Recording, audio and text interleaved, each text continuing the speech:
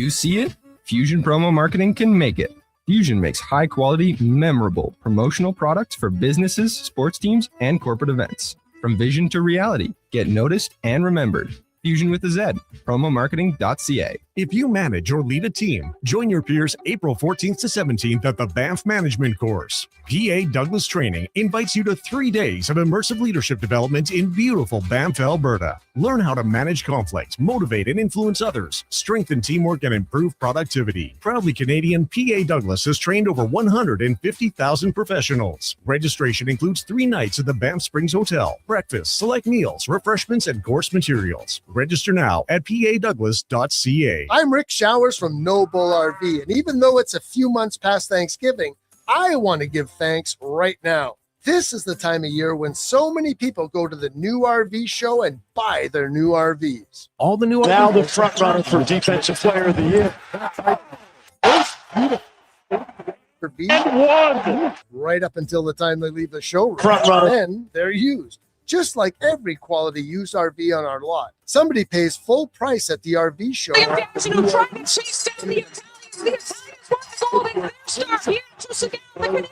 Just because they... But look at the Canadian. It stays in our customers' pockets, Bob, because we sell But look at the business. That's why we give thanks every year. You make it all possible. And that's No Bull. NoBullRV.ca. What's some... Bobby shuts down the floor. Flurries. And 7 from 3. What Nissan drivers here? It's a glorious day out there. Scoops it over the shoulder here. Kicks ass all-wheel drive for $398 monthly at 2.9% with $0 down. Built, tested, and trusted to conquer Canada's harsh winters.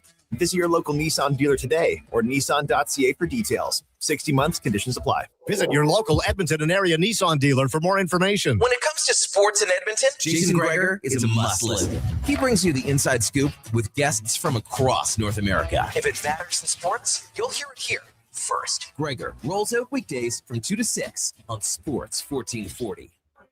I feel so...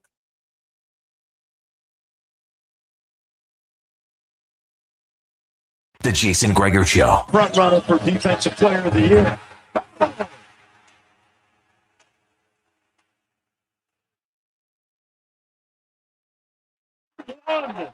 On Sports 1440.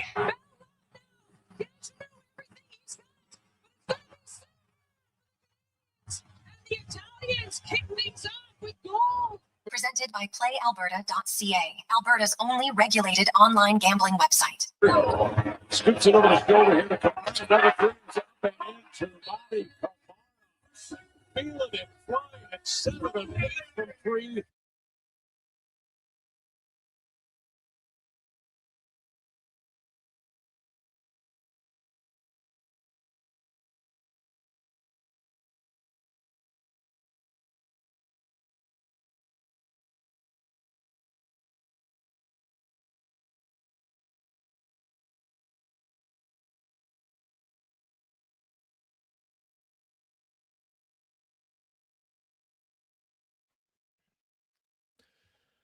A tremendous Tuesday afternoon. How are you? And welcome to the Jason Gregor Show, Sports 1440, sports1440.ca, YouTube, Facebook, X, Instagram. Thanks for listening.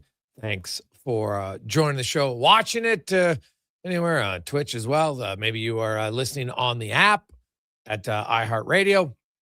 Or Stingray, thanks so much for that. Now, some of you going old school, sports1440.ca, streaming it there, watching on your phones. It's awesome. So thank you very much. Lots going on. We discussed this yesterday a little bit. Not a real big surprise that Canada is taking it on the chin again to Team USA today, but in the rivalry series, Team USA dominated. They won all 4 games, 4-1, 6-1, 10-4. Right, 10-4. 6-1. Like it was, and then 4-1 in the other game. Like Canada scored 7 goals in those 4 games, gave up 24, and it's 4-0 after 40 minutes today. I know Poulin's not playing, but even if she was, I don't think it's enough. I look at this women's team this year, and they remind me very similar of the 2006 men's team, where they kept a lot of veterans, went with aging veterans, and guess what? Team USA is infinitely faster. And the thing that's disappointing is you saw this in the rivalry series. You could have altered, but they're stubborn. Shocking. Hockey Canada is stubborn. And they got a little bit of an old girls club. I don't want to say old boys club because I know that they're part of the selection, but that's what it is. That's what it is. It's happened before and it's going to happen again. Right? Even if the men's team wins, I think you can argue that it happened a little bit on the selection of their team. But when you don't have any skaters, like you got a third goalie who's under 24, but no skaters, like come on. You need quickness. You can't tell me, like, did you see Canada at the World Championships? Was Danielle Serdachny pretty good there? I know she hasn't lit it up in the PWHL. Doesn't matter. Doesn't matter. To me, she should be on the team. And there's a few other youngsters, and they need more speed. They're not quick enough. Anybody watching the game, you don't have to watch a ton of women's hockey to know the Team USA was way quicker in the rivalry series, and they're way quicker today. And Canada is going to need like some sort of unbelievable individual performance from either their goalie or a forward for them to, because right now they'd be a big underdog to win this in the gold medal. They'd be a big underdog. So we will how it plays out. The men's team will get going Thursday morning. So got about 42 hours, give or take. And until that game goes, and then we'll see what the line combinations are. We saw the power play. No surprise, had McKinnon, Makar, McDavid, Crosby, and Reinhart on it. The lines similar. We'll see how long they last, but we'll see if the women can come back today. On the program today, we'll go around the NHL, and Eric Erlandson will join us from Tampa Bay, where the Lightning have been on fire for the last few months. Kucherov killing it in the 2026 calendar year. Vasilevsky's having a great season, also fighting. They've had massive injuries to their defense corps specifically. And even up front with Braden Point, not slowing them down. Like I'm telling you, Tampa Bay looks like a wagon. I would say right now, I'd have Tampa Bay, if their team gets healthy, like Colorado's 5 points ahead of them. And Colorado's best guys have basically played all the time. Other than Blackwood, they always had some injuries in goal. They've been pretty healthy. Nothing like Tampa Bay. So we'll talk to Erlandson about that. Grant Fedoruk will join us. We'll talk a little Olympics and injuries and what's exactly a ruptured ACL. How's it different? We'll find out about that. How was Lindsey Vonn even able to get into the starting gate with a ruptured ACL? Pretty impressive. TR will be by. Dave McCarthy from SiriusXM. We got Strutty. Elks president Chris Morris will be by to talk about them hosting the Coach of the Year and some other events that are going on in March. Also, the Combine is going to be here. Also, free agency in the CFL has officially begun today. We know with the Elks and who they signed, and that was more last week if we look at it. But I look at the Elks, and they got a lot of things. They got a lot of things going for them, right? A lot of things going for them. So, you look at some of the new ones: Malik Carney, Joe Robustelli, Taylor Powell at quarterback position. Then on the O line, Bodner and Woodmansey and Jordan Murray. So we'll probably talk a little bit. Maybe get Chris's thoughts. I know he doesn't do much on the recruiting side. That's not his thing, and he's been pretty open about it. But he does know the O line. So I'm sure he's looked in a little bit to the O-lineman that they've signed and maybe how they're going to help out. And the fact that I think that the O-line will be a little nastier this season than it was last year. I won't be surprised to see O'Donnell move over and play left guard. And Bordner, as the tackle position. Like, I look at Ivy and I don't know, man. He's in tough. He does not have a bonus of anything. And I wonder if there's a trade there. I know it's hard to trade American offensive linemen, but I'm not sold that he's going to be back with the green and gold. I think I look at the tea leaves. You look at who they signed. You look at salary cap. I think those are some changes we could see potentially on the offensive line. We'll have Spec DVD will also join us on the show. Of course, Canada got another medal in speed skating, short track speed skating today in the relay. I kind of love the relay. I don't know if you watch it, but it's very unique kind of how they skate on the inside. Then you got to time it to come around. Then you get the little push boost, and you watch it in those exchanges. That's where teams lose out, right? You make all of a sudden somebody cuts in at the last minute, or you don't make a good push exchange. Boom, you lose it. And that's what happened as Canada was able to move up, went from fourth up to second over the final few laps. And the Italians continued to do pretty well on home soil as they won gold today. Also, Cons, did you see the Pistons game last night? Oh, I saw it. Yes, sir. What do you make of that? I kind of like to see it every once in a while. Show the emotion. Like the Hornets were playing some good ball, had a long winning streak going. The Pistons weren't backing down. I saw after the Pistons head coach very defensive of his team. We didn't start it. We didn't do it. Well, you didn't back down either, right? You got into it like you should have in a competitive sport. It's not hockey where they break off and drop the mitts and it's good to go. It's a lot of scrums, and I saw a lot of kind of leaning into each other, but I don't mind it every once in a while. And the thing I found interesting was like it didn't start on even like an overly serious play. No. Right? I wonder if it was boiling up maybe. Potentially. You got the guy leaning in, touching heads, and then obviously that's going to lead to a push away, and yeah, it kind of blew up there, but interested to see it, if we see that. I'm sure there's going to be suspensions for sure, but like, do you think there'll be suspensions? I kind of do. I feel like the NBA doesn't want that in their game. Yeah, ever since the Malice in the Palace, we don't need that. But yeah, I think it's probably when it looked like it was died down, and then there was Bridges got into it, and I can't remember the name. Who's the guy that came off the bench? Right, that Isaiah was Stewart. Stewart. Yeah, you can't do that. No, you can't do that. But the other thing is, it was interesting. I was listening to the NBA coming in here, and they had a coach on, and he was talking about how it's the coach's responsibility to ensure that those guys don't, like the assistant coach's responsibility. That guy can't come off the bench. And it was very interesting listening to a coach saying, I think that's actually a coaching error there. You've got to control your guys at that point. So something I hadn't thought about whatsoever, but they really both try to square off, and not a whole bunch happened. But it was a good little melee. You don't see it very often. If you missed it, it's easy. You can check it out on X. Maybe Deck will put it up on our YouTube screen right now. Like there wasn't any like real heavy blows landed, but there was a lot of attempts. Right? Safe to say. Yeah, and so I'm just looking up the rules here. It's an automatic 1 game suspension. It could be a fine up to $50,000. Okay. But another article here says it could be up to 25 games. 25? Yeah. Because I know in the NHL, you come off the bench, it's 10 games. 1 game seems like not enough, right? Like the guys who are on the floor and they're involved in it, okay. But yeah, you come off the bench, especially kind of later in that sequence.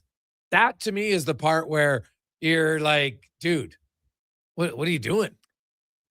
Stewart's been in at least 6 on-court confrontations. What? So, yeah, since 2023. So his history is going to probably not help him out. Lou Williams, take it for what it's worth, knows way more than I do. He thinks 20 to 25. 20 to 25. Efficiency, yet they lead the NBA in fouls. And see, there's a better angle from Dunk Dynasty on X, who has it, and their camera angle comes from over the Detroit bench. And so you see another Detroit coach grab the other guys to stop others from going on. And so it was, it's wild. It's like, I guess I would call that a melee for sure. there wasn't a ton of actual fights. Like there's a few attempts, like definitely some punches thrown, not many really landing. So, and the one thing I will say about Isaac, I give him credit, Cons, because he rushed the floor, but he didn't just sucker the guy and jump him. He was like, game time to square up. I actually respect that a lot. He just didn't fly in and come in from the side and just start throwing haymakers when the guy's not looking. So even though it came off the bench, I will give him credit for that. Because there's like anybody can run up and, you can look tough in a fight when you sucker someone. Right? And you come off and you sucker him and he's not prepared. And everyone's like, oh, yeah, you got him really good. Yeah, he wasn't ready. He wasn't looking. So I will give him some credit for that. So we'll see. Hey, Greg's, I have to agree with you on the women's team. I have a daughter who plays. We followed it very closely. I was surprised that they went with such an older team. That one comes from Mac. Well, and you know what, Mac? First of all, I think it's awesome that you and your daughter are into it and you're following it, because as you should. Like, why not, right? For young girls, that's their goal. Right? You want to play in the PWHL, you want to play for the Olympic team. Outstanding. And because see, these are the texts that I don't understand it.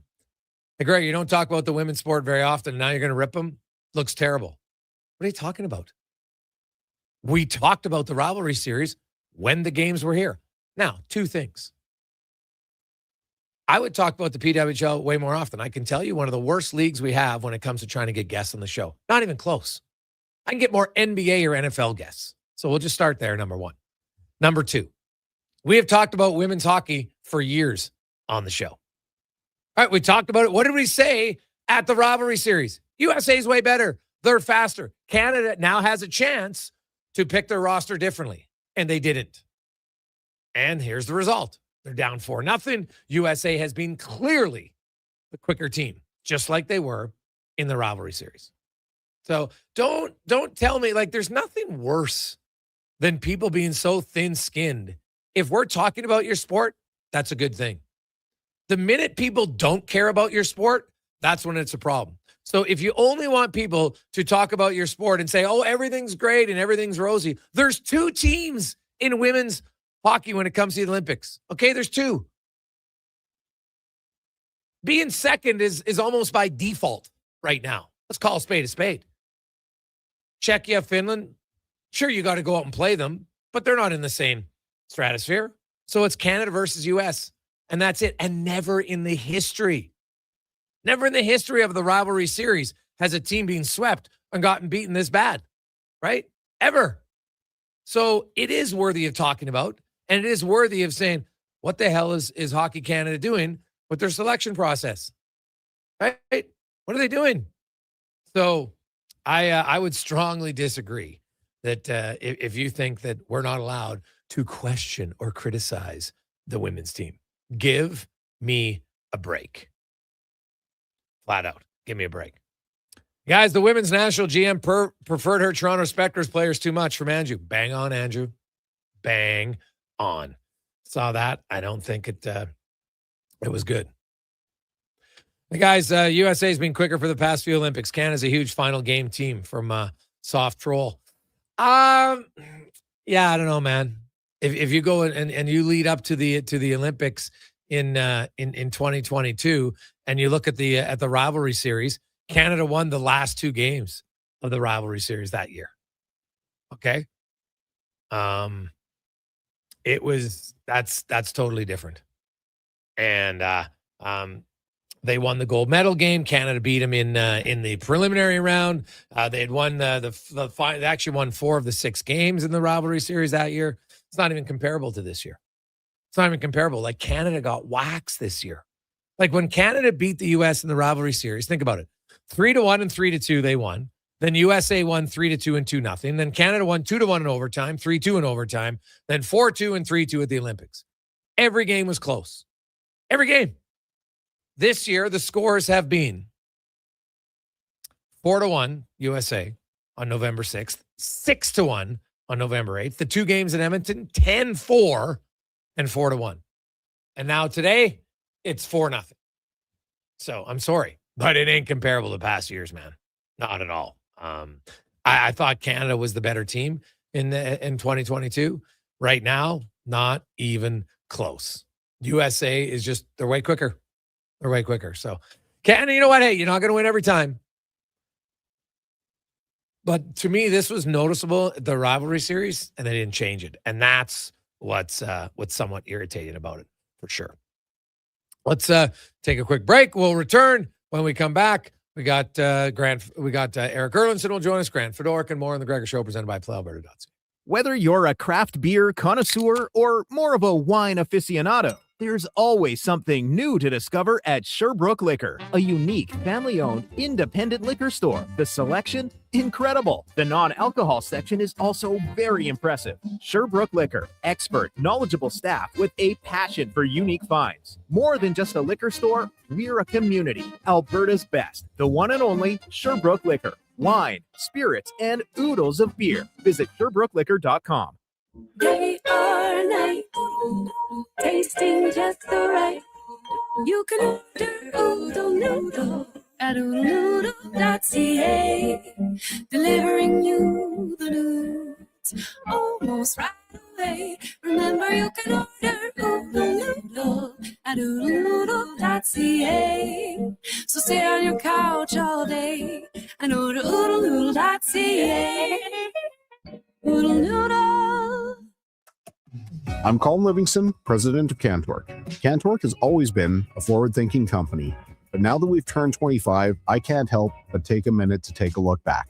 Thank you to everyone that's been with us along the way. Okay, and that's another goal for Canada.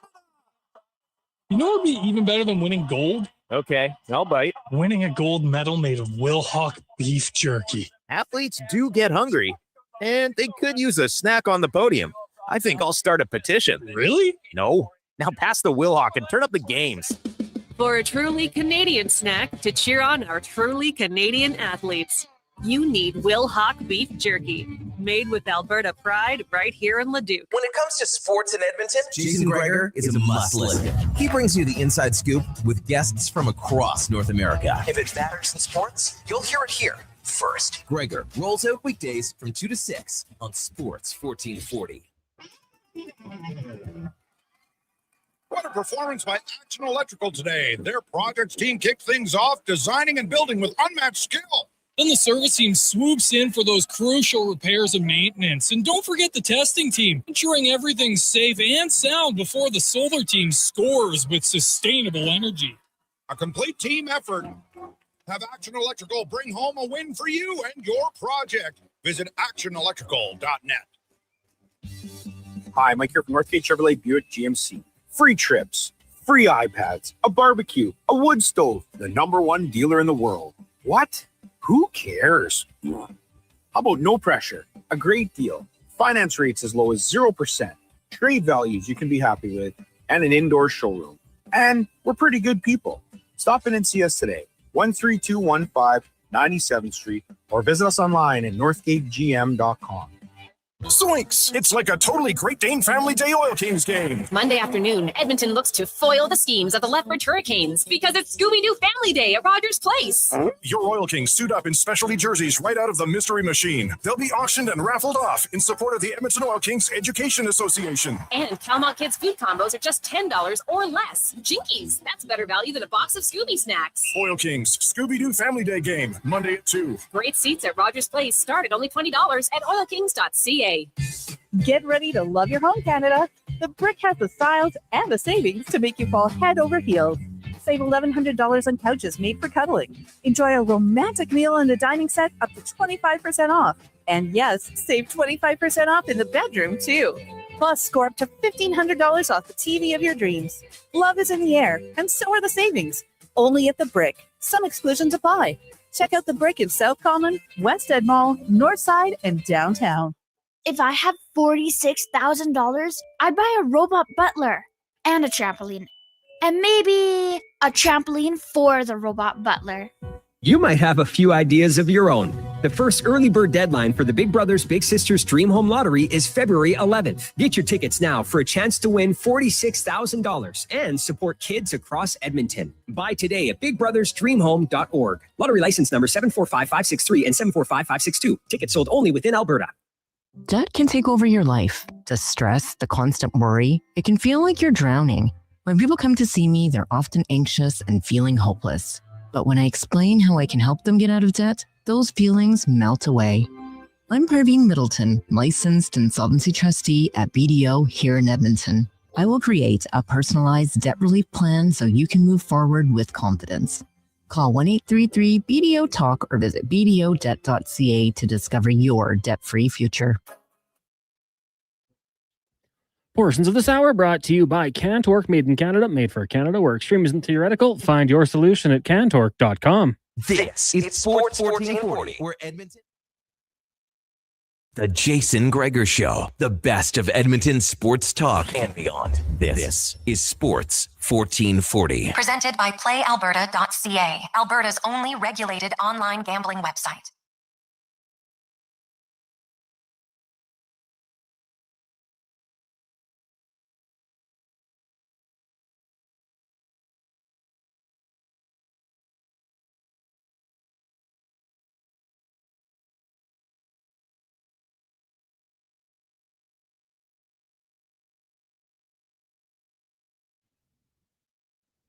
We continue on. Jason Gregor, Connor Halley, Sports 1440, sports1440.ca, YouTube, Facebook, X, and Instagram. Hope you are having fantastic Tuesday afternoon as it's time to go around the NHL. Brought to you by McDonald's, as Frank's Red Hot is bringing the heat to some of your favorite McDonald's menu items. Dip into the new Frank's Red Hot menu, only available at McDonald's for a limited time. I can highly recommend the McChicken with Frank's Red Hot. So good. So good. Check it out right now. And speaking of so good, the Tampa Bay Lightning have been really good for the last few months. Kucherov has been absolutely ridiculous since the calendar turned to 2026. Like when you can outscore like the other elite guys in the league by 13, 14 points in 16 game stretch, that's pretty damn good. 40 points in 16 games for Kucherov in the 2026 calendar year. No one else has even 30 points. McDavid has 26. Bouchard actually has 26 in 17 games. Evan Bouchard quietly been really good as well, leading all defensemen in scoring. In the new, and you know who's second though? Darren Radish, who's having just a massive breakout season. To discuss all things Tampa Bay, we're joined by beat reporter, Lightning insider Eric Erlinson. Eric, welcome back to the show, my man. How you doing? I'm very well. Thanks for having me back. That always means I must be doing something well. Yeah. Well, hey, you are, and the team you cover is doing a lot of things really well, from goaltending out, and probably the biggest thing is, their back end, because of the injuries to key guys, Hedman, McDonough, Cernak's missed some time. And let's start with the emergence of Darren Radish. Like, this has been just a phenomenal season for a guy who I'm sure every fan in Tampa Bay is now is the only question is, what are we going to pay him on an extension? Yeah, life-changing money, as Julian Brisebois told us back in January when he met us.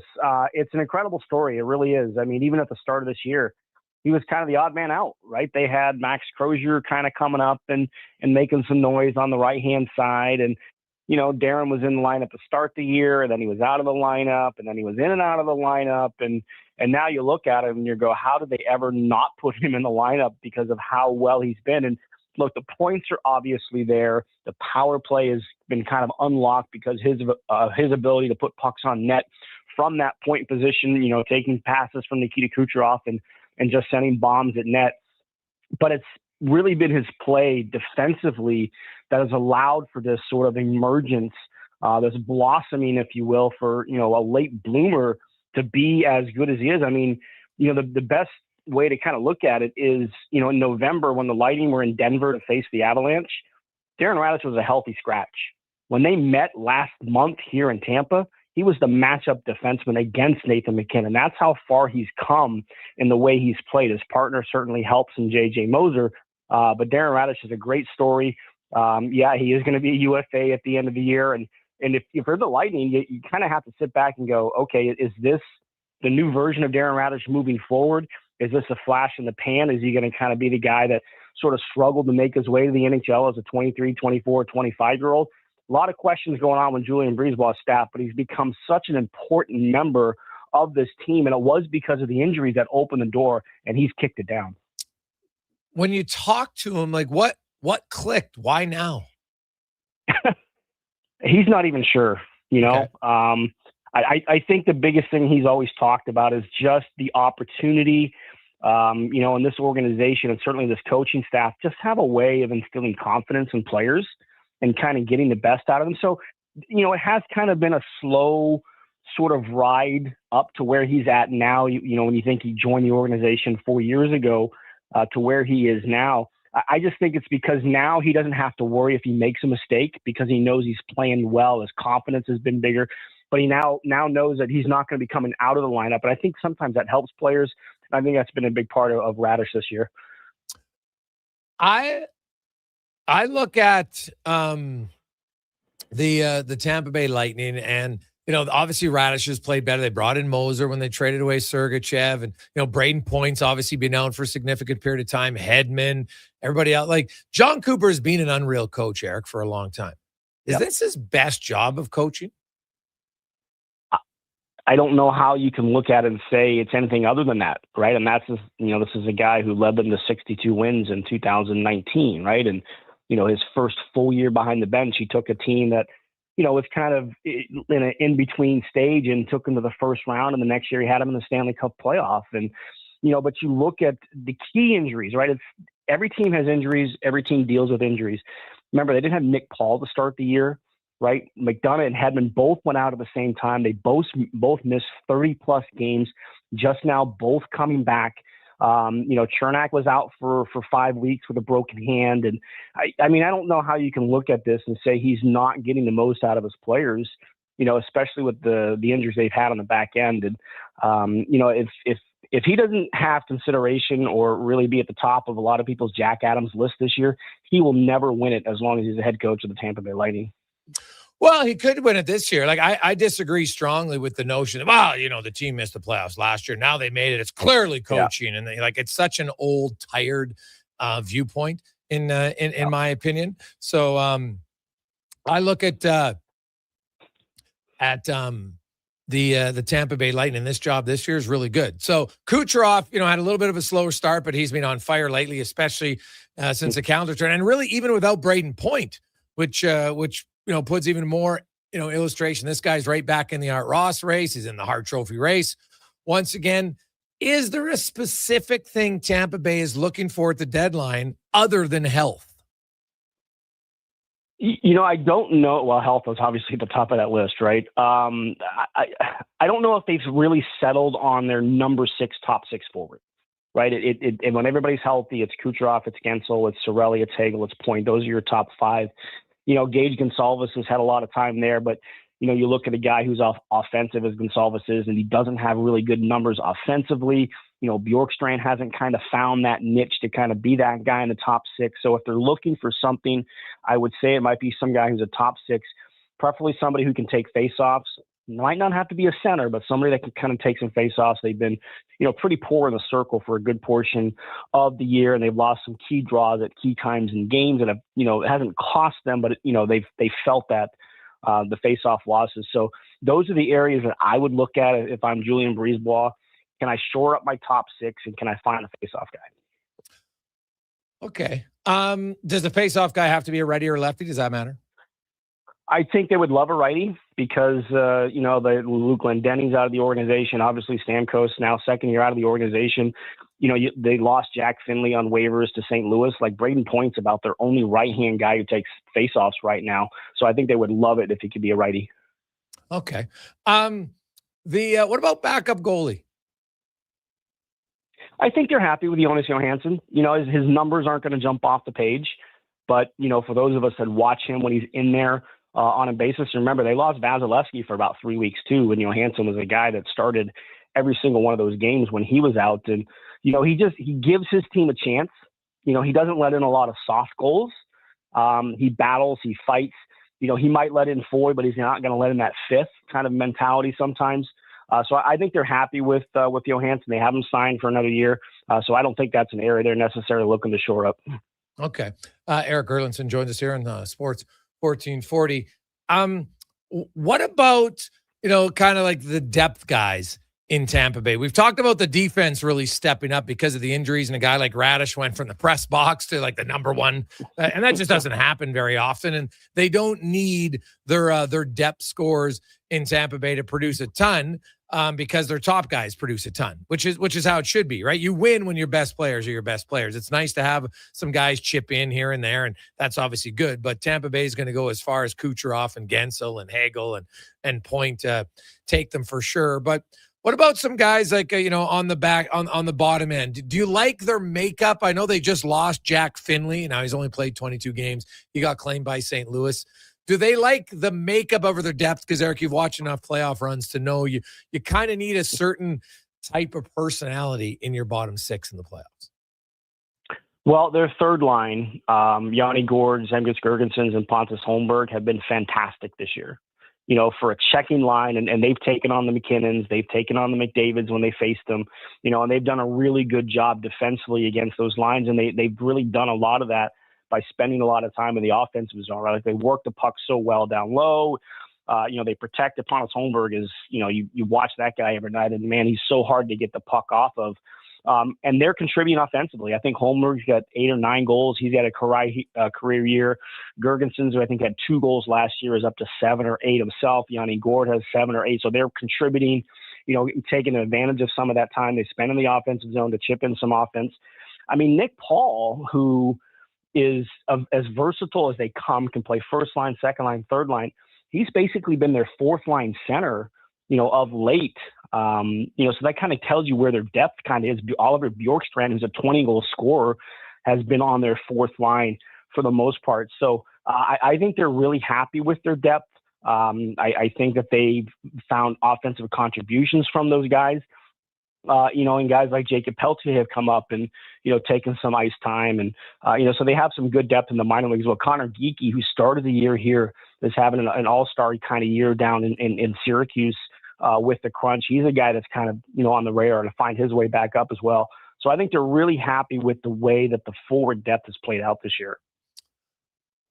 Lastly, when you look at Point and Cirelli, what's the ETA on them returning? Well, I think Point should be ready by the time they come back from the break because he probably could have played for Team Canada. I don't know if he would have been at 100% when he was ready to come back, but he could have played maybe once you get to pass the preliminary, maybe the last preliminary game. So I think that gives an idea that he'll be close, if not ready, once we get back later this month. Cirelli, we're not 100% sure about. We believe it to be a shoulder based on the hit he took in the Stadium Series game, from Mark Kastelik against the Bruins. We don't know the degree of what that injury is. And being so close to the fact that they ruled him out pretty quickly for Team Canada kind of gives you an idea that this might not be just a 1 or 2 week thing. Oh, yeah. I think, obviously very disappointing for him. I understand, though, why he doesn't go coming off of the injury and such. So what about Brandon Hagel? He had a slow start to the year, but he's really picked up and obviously got rewarded. He's going to the Olympic team. What are you expecting from him on that squad? That guy will do anything and everything in his power to bring emotion to the game. He wears his heart on his sleeve. He loves, and the fact that he's going to have that maple leaf on his chest is just going to fuel his game even more. Obviously, he made a big statement physically in the Four Nations last year, the fight against Tkachuk. He just had the fight against Tkachuk on Thursday night here in Tampa when the Lightning and Panthers met up. He is such a passionate guy that he will be an emotional leader for that team. And that's just kind of what he brings to the ice. And on top of that, he's a 90-point guy. So, and you can put him anywhere. He can play top line. He can play bottom line. He's going to kill penalties for Team Canada as well. I love watching Brandon Hagel play because I love watching guys play with the passion that he puts out on the ice in almost every single shift. You almost have to sometimes pull him in a little bit. He has so much passion. Eric, really appreciate your time, man. Thanks for this. Have a great day. You too, Jason. Be well. There you go. That's Eric Erlinson joining us from Tampa Bay. Quick break. We'll return. It's a Gregor Show presented by PlayAlberta.ca.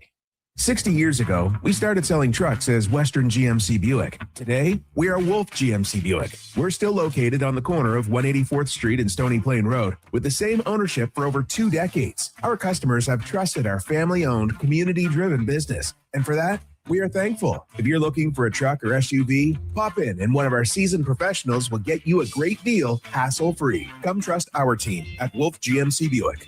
Wolf GMC Buick. We're making it easy. There's a lot of great seasons in Alberta. Hockey season, harvest season, the winter season, and the even more winter season. But GS Construction is already preparing for our next great season because while the city slows down, we plan ahead. Projects, people, and pipelines. Everything starts taking shape for another strong year underground. We're also getting ready for our next hiring season in March. We want new people who want to build something that lasts. For more on us and to apply, visit gsconstruction.ca. Hello. You're never going to believe this. Booster Juice called your name today. You can get a free smoothie or acai bowl. No way. Heading there now. Oh my gosh, you and my brother have the same name. Okay, I'm calling him next. I'm hanging up. Booster Juice Names of the Day is back. 2 names are selected each day, and if your name matches, you can get a free smoothie or an acai bowl. Watch for your name on the Booster Rewards app and social media. Must be an app member to qualify. Booster Juice, Canadian-born, blending since 1999.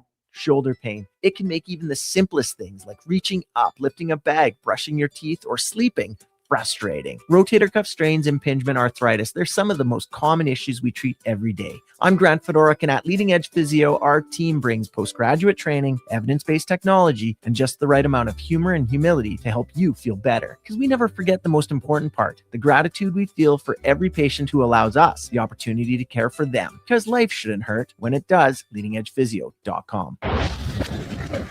24 hours a day, 7 days a week. Edmonton sports fans stay informed with Sports 1440. Stream us. Listen to us on the AM dial. However you consume this radio station, thanks for listening. Well, get ready for a silly hockey fans. Your partner in power just skated onto the ice. EWEL.ca, the new e-commerce website for electrical wholesalers Edmonton, is ready for the power play 24/7, 365. UL skates to where the puck will be in 5 years. Now that's forward thinking. Killer selection, slamming products from the best brands, and legendary service. Don't sit on the bench. Get your account today at EWEL.ca and win that project. Plug into your partner in power. Get an EWEL.ca account today. Do you listen to sports radio at work? Like right now? Well, do you? Who, me? No way. I swear. Okay, friend, we won't tell. Tens of thousands of sports fans listen to Sports 1440 each and every day. On the radio, on the listening apps, on YouTube, and on social media. If you listen to Sports 1440 at work, well, maybe it's time to advertise on Sports 1440 at work. Grow your business. Get your name out there. Shoot our ad team an email. Gregor@sports1440.ca. Let's get to work for you.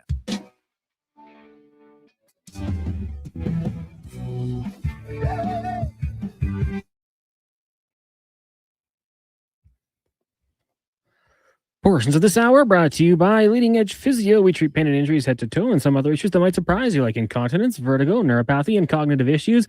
We invest in the technology, techniques, skills, and people who know how and what to fix. Life shouldn't hurt. LeadingEdgePhysio.com. The Jason Gregor Show. The best of Edmonton sports talk and beyond. This is Sports 1440. Presented by PlayAlberta.ca, Alberta's only regulated online gambling website.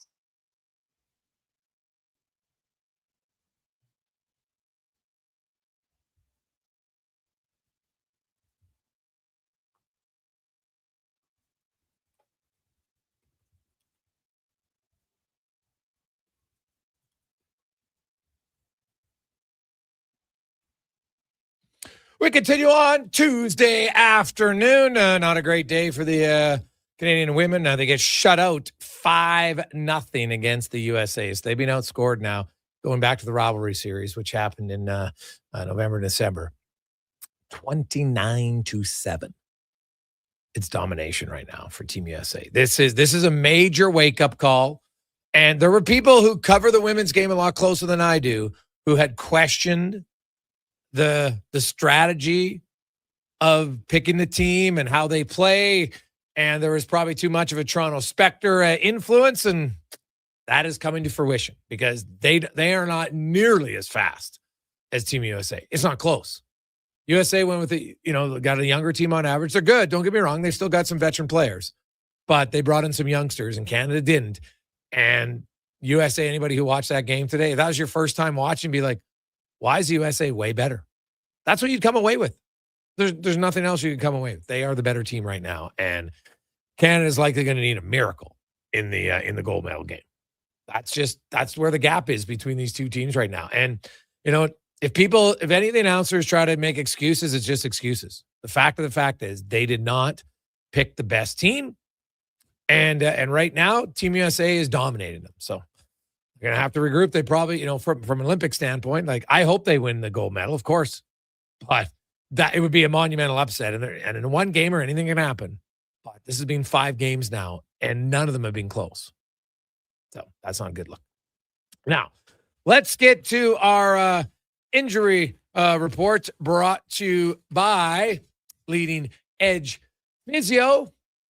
Injuries shouldn't hurt, right? Life hurt, doesn't want to slow you down. Leading Edge Physio. You want to be treated just like a professional athlete to get you back to running, to walking, to swimming, playing with your grandkids. They'll do it all. LeadingEdgePhysio.com. As Grant Fedoruk joins us once again. Grant, how you doing, my man? I'm doing great. I can't complain. Awesome. Lots to discuss. First of all, what's the difference between a ruptured ACL and a torn ACL? Is there any difference? No. Well, sure. You can have different varying degrees of a tear. No different than a tear in a piece of cloth, right? You can tear it a little bit or a lot. A rupture, there's nothing holding on anymore. You can have a first degree tear, just a small amount of the ligament is damaged, up to a second degree partial thickness tear where only part of the ligament is torn, to a full thickness tear where it's barely hanging on by a thread, all the way to a rupture where there's nothing hanging on anymore at all. That's basically the tear rupture discussion. Yeah. Okay. So she had a rupture, so it was pretty much gone. She comes out of the gate 9 days afterwards. She competing at the Olympics in a sport that is like kamikaze, right? It's crazy, man. I was chuckling watching the Olympic sports compared to the summers. Like you got to be a little bit more of a lunatic to be in the Winter Olympics in a lot of their sports. But so she comes out of the gate. I know, unfortunately, she clips her right hand on the gate, and that sends her tumbling. And then she ends up breaking a tibia. But for her to compete, Grant, without an ACL, can you explain how it's possible? Like, I'm assuming there's a brace involved here. What goes into that? So the only reason it's possible for somebody like her, let's be blunt, it's got to be somebody with phenomenal athletic ability and strength to make up for the deficiencies of the ACL. The ACL is like the seatbelt of the knee. I mean, it's keeping your knee from being unstable. It's one of the more important stability mechanisms of the knee. So she was kind of riding without a seatbelt. But to make up for that, she has massive strength in her quadriceps hamstring, those stabilizing muscles. And she must not have been showing any signs of instability. You can have a tear without giving away an instability. They don't all need to be operated on. But at that level of performance, a knee brace is going to make up for some of the instability and provide a little bit of an external seatbelt than an internal one. But at the end of the day, I mean, at that level, I'm surprised.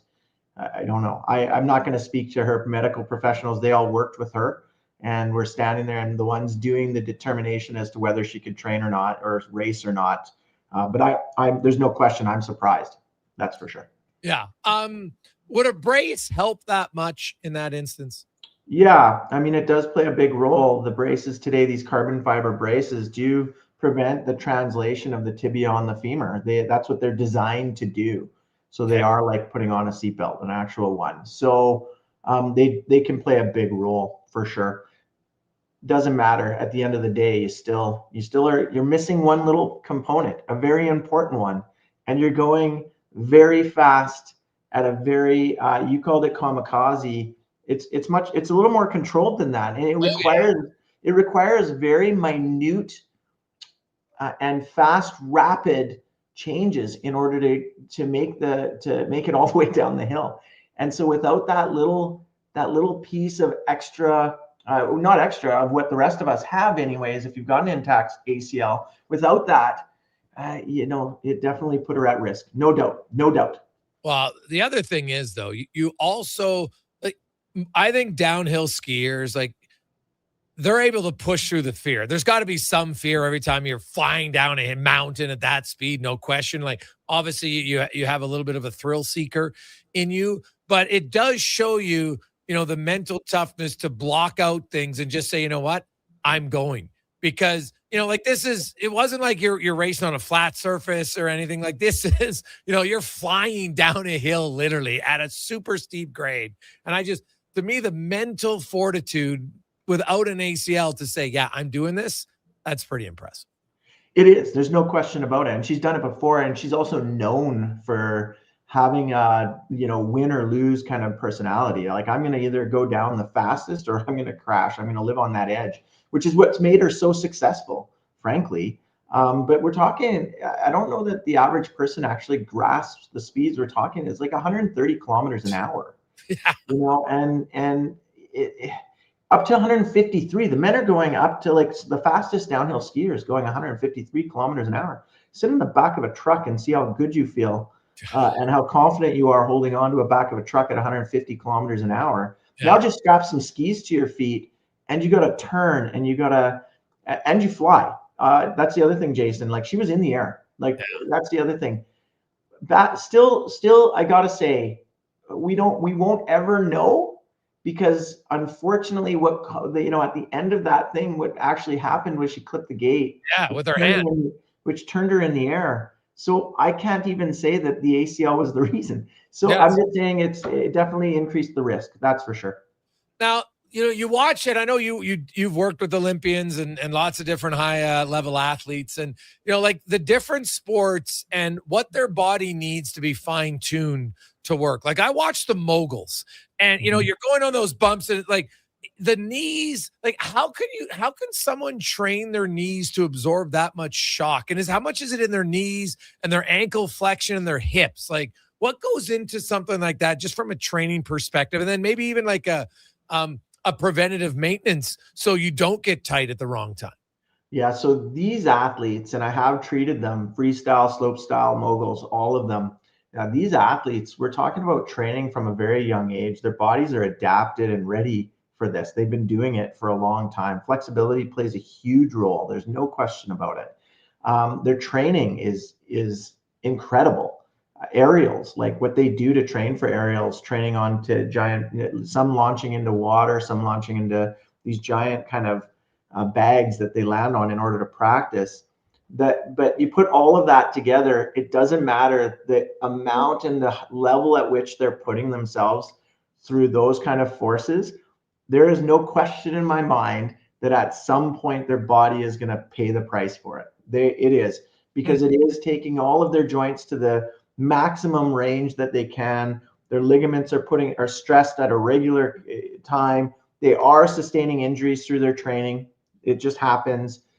So I'd be surprised to come across an Olympic mogul skier, freestyle, slopestyle, that doesn't have some issues later in their career. But all of us do, Jason. I mean, I didn't play anywhere near the level of activities or sports that these guys did, but I played a lot. And I'm the average Joe, and I'm paying the price for it later on. So, they just are doing it at a much higher level, much faster. It's amazing to watch.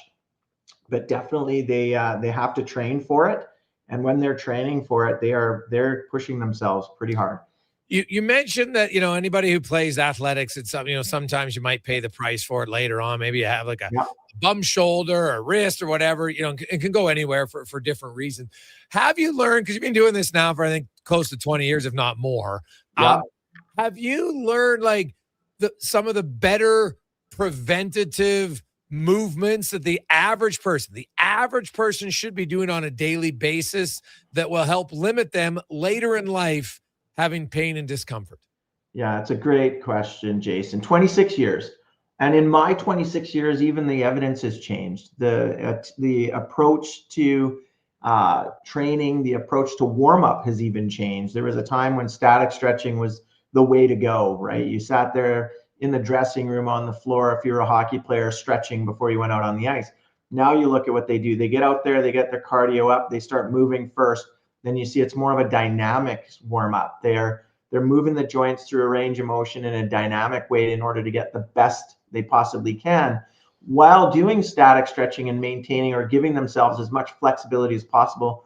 And that does help to prevent injuries down the road. So to answer your question, there's a bunch of things. Number one, don't pick up a sport and start trying to do it like you've been doing it for 100 years. You want to ease your way into it. You can't just, even if you're great at a racket sport, let's say it's tennis, doesn't mean you can just go and start playing squash. It doesn't translate identically over to a new sport. So you want to pick it up in small bits. You want to start doing that activity a little bit, take breaks in between so that your tissues have a chance to adapt. Warm-ups are key. Cardiovascular warm-up before you do anything gives your body a huge advantage. You're basically turning up the temperature in your whole body and making it more pliable to the activity that you're doing. So that's a really big one. And then again, I'm a big promoter of dynamic warm-ups where you're actually getting the tissues moving. You see them now jumping, doing jumping jacks, those kind of things, swinging their legs through range, arm twirls, all of that. That's the better way for us to approach a warm-up, and it can lead to lower injury. But I mean, the sport you're playing, it still depends on what you're doing. There are definitely some sports though that are, less likely to lead to injury. Those are the ones I focus on these days, Jason. Yeah. And that's fair. Pickleball, right? A big pickleballer. Yeah, but there's lots of pickleball injuries too. We're seeing quite a few. Because a lot of people are just picking up the sport and thinking, well, this is a little, I think it's a mental part of it too. I always talk about the biopsychosocial approach, which is you got to look at the entire thing. Just because it seems like it's something simple doesn't mean you shouldn't warm up or take it seriously. So I talk about somebody who's hasn't done much. They go out with their kid and they decide to kick a soccer ball around. And it might be something simple. They step backwards and they tear their Achilles. It can happen in anything. Just don't take any activity that you're doing, especially if you're in a sport, and do a proper warm up. There's no question that's going to help out. Grant Fedoruk from Leading Edge Physio joins us. Grant, I want to ask about players.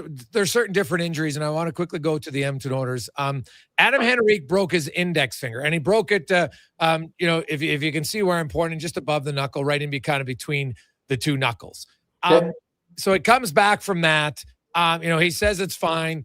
Is there any, coming off of knee injuries sometimes, but something like that on your finger, should there be any sort of real lingering effects from something like that? That's a proximal phalanx, and if it's away from the joint and it's just in the middle of the actual bone, then really it's immobilized, and because it's immobilized, it has to go through a healing process. Small bones heal pretty quick. That's the neat thing about the hand and the fingers. They typically do mend fairly quickly, like 2 to 3 weeks, the bone is mended. So you're not immobilized for a long, long period.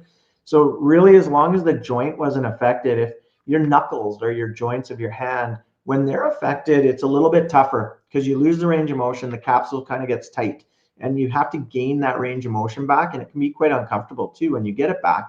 But if it's in the middle of the phalanx and the range of motion came back fast, I'll be frank, I doubt there's going to be any lingering effects from something like that. Okay. And lastly, on as we're now into the slippery season.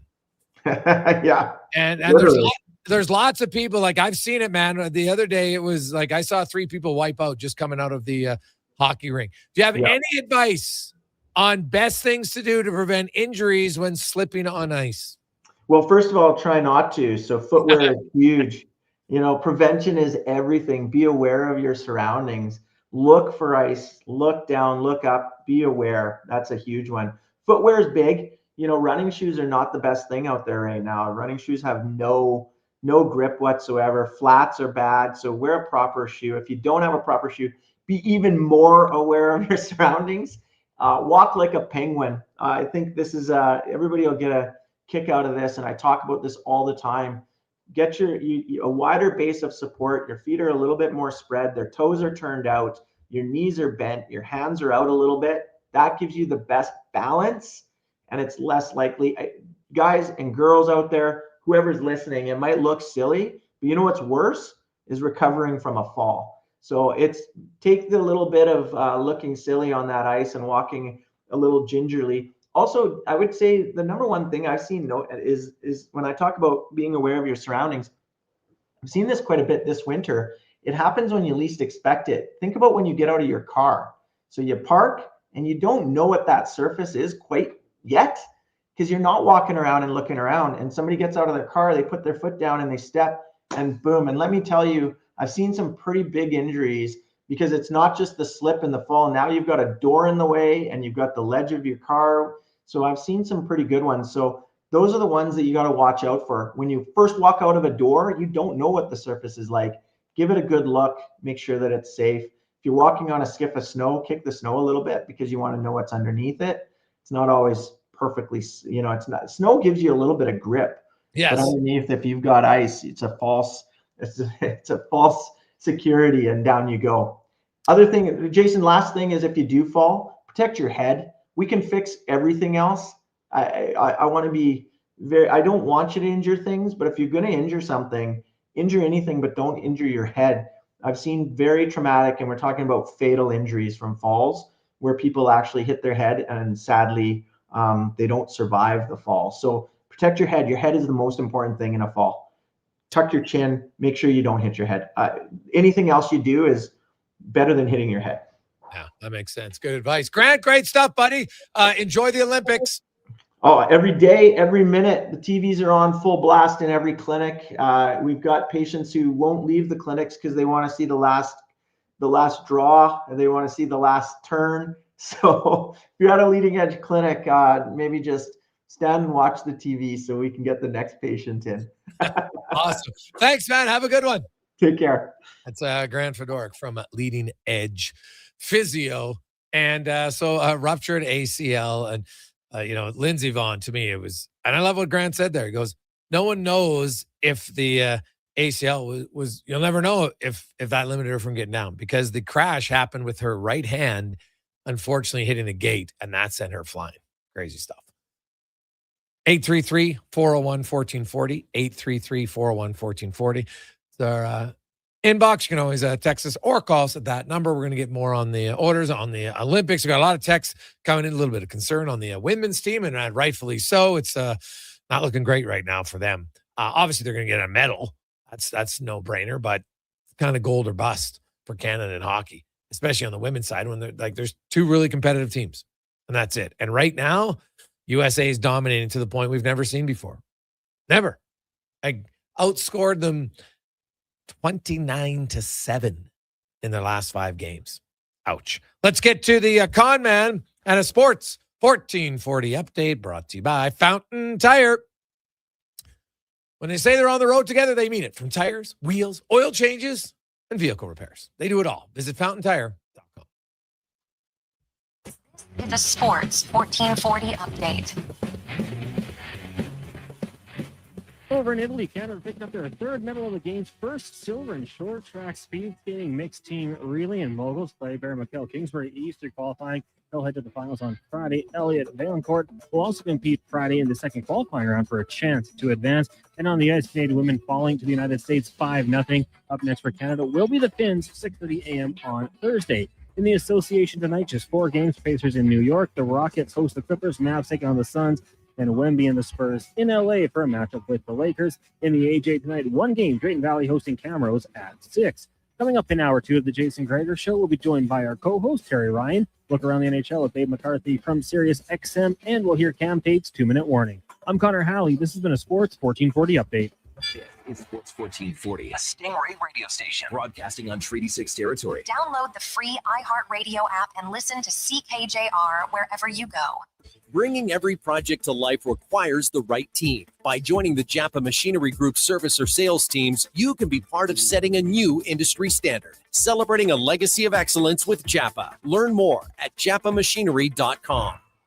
Hey, Edmonton, did you know a local Play Alberta winner scored over $500,000 on Mega Jackpots Ocean Bells? Think about the season tickets you could lock down with that kind of cash. From major casino winners every hour to jackpots worth millions and hundreds of popular games to money that stays in the province, there's never been a better time to sign up for Play Alberta. Download the app today to get started with casino, sports, and lottery all in one app. Must be 18 plus to play. When you gamble, use your game sense. You've got a go-to coffee spot, a trusted barber, even a lucky game day jersey. But when it's about looking your absolute best, there's only one name you need. Mr. Dirk. Family run since 1939, we're experts in crafting impeccable tailor-made suits and offering a wide variety of everyday styles. Pair that with personalized one-on-one fittings and the convenience of on-site tailoring. Mr. Dirk elevates your style game. Visit our Edmonton store or explore MrDirk.com. Score This big day with Mr. Dirk. Afternoon. How are Action Electrical's projects team takes the field, folks, ready to execute the entire play for new commercial builds. Absolutely. They're masters Connor of Halley, design, sports. build, sketching Selling strategy trucks. from initial blueprints to core electrical infrastructure. The team never misses The, on complex Canadian- projects. Known for handling big league constructions and major renovations, ensuring flawless execution, hire the Action Electrical team to bring home a win for your project. Visit actionelectrical.net. The job isn't done until the last load is hauled, and having a semi-trailer out of commission is not an option. Whether replacing or adding to your convoy, Edmonton Trailer has a huge inventory of new and used semi-trailers, trusted by the gravel, logging, oil field, fluids, and freight industries. Find a trailer right for you online or at one of their 3 locations. For sales, service, parts, rental, and finance, when you're in it for the long haul, Edmonton Trailer. Roses are red, violets are blue. A pizza my heart will certainly do. Nothing says I love you quite like a Papa John's pizza. This Valentine's week, enjoy a special Pizza My Heart thin cuts pizza from Papa John's for only $17.99. Check it out at papajohns.ca or on the Papa John's app. We don't want to break your heart, so the pizza arrives uncut. Available for a limited time only. Better ingredients, better pizza. Papa John's.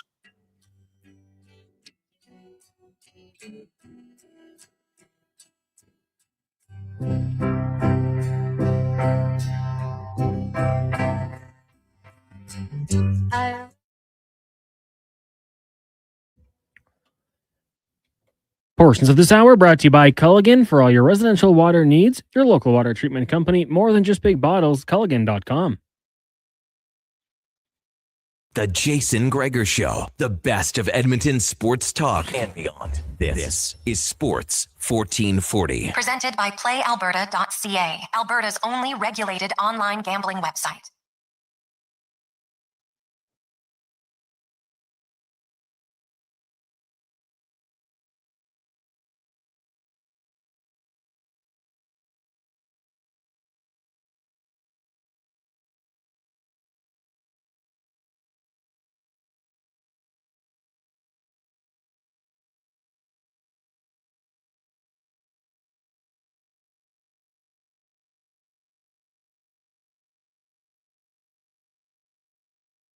After 3 o'clock, man, short track speed skating has some wild crashes.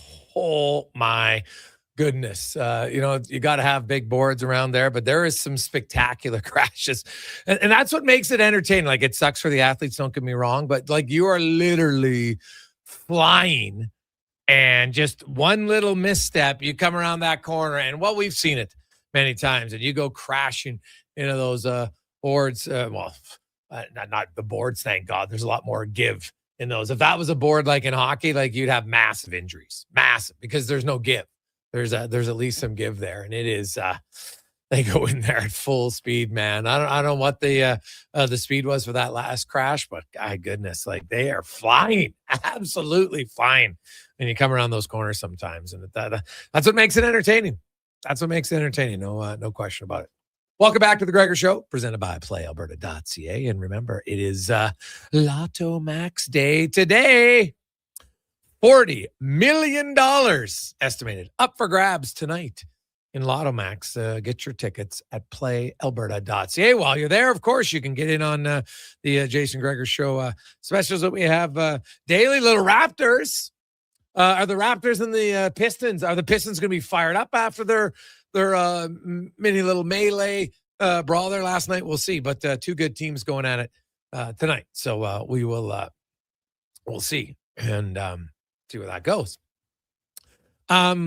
Let's welcome in to the show former NHLer, Stars as Hitch on Shorzy. Terry Ryan joins us. TR, how you doing? Not bad. Can you hear me fine? I can hear you just fine. Okay, good. Getting a new setup and just making sure I got a new microphone and. Buddy, it sounds fantastic. What is that? What is that Americans jersey behind you? What is that? Rochester?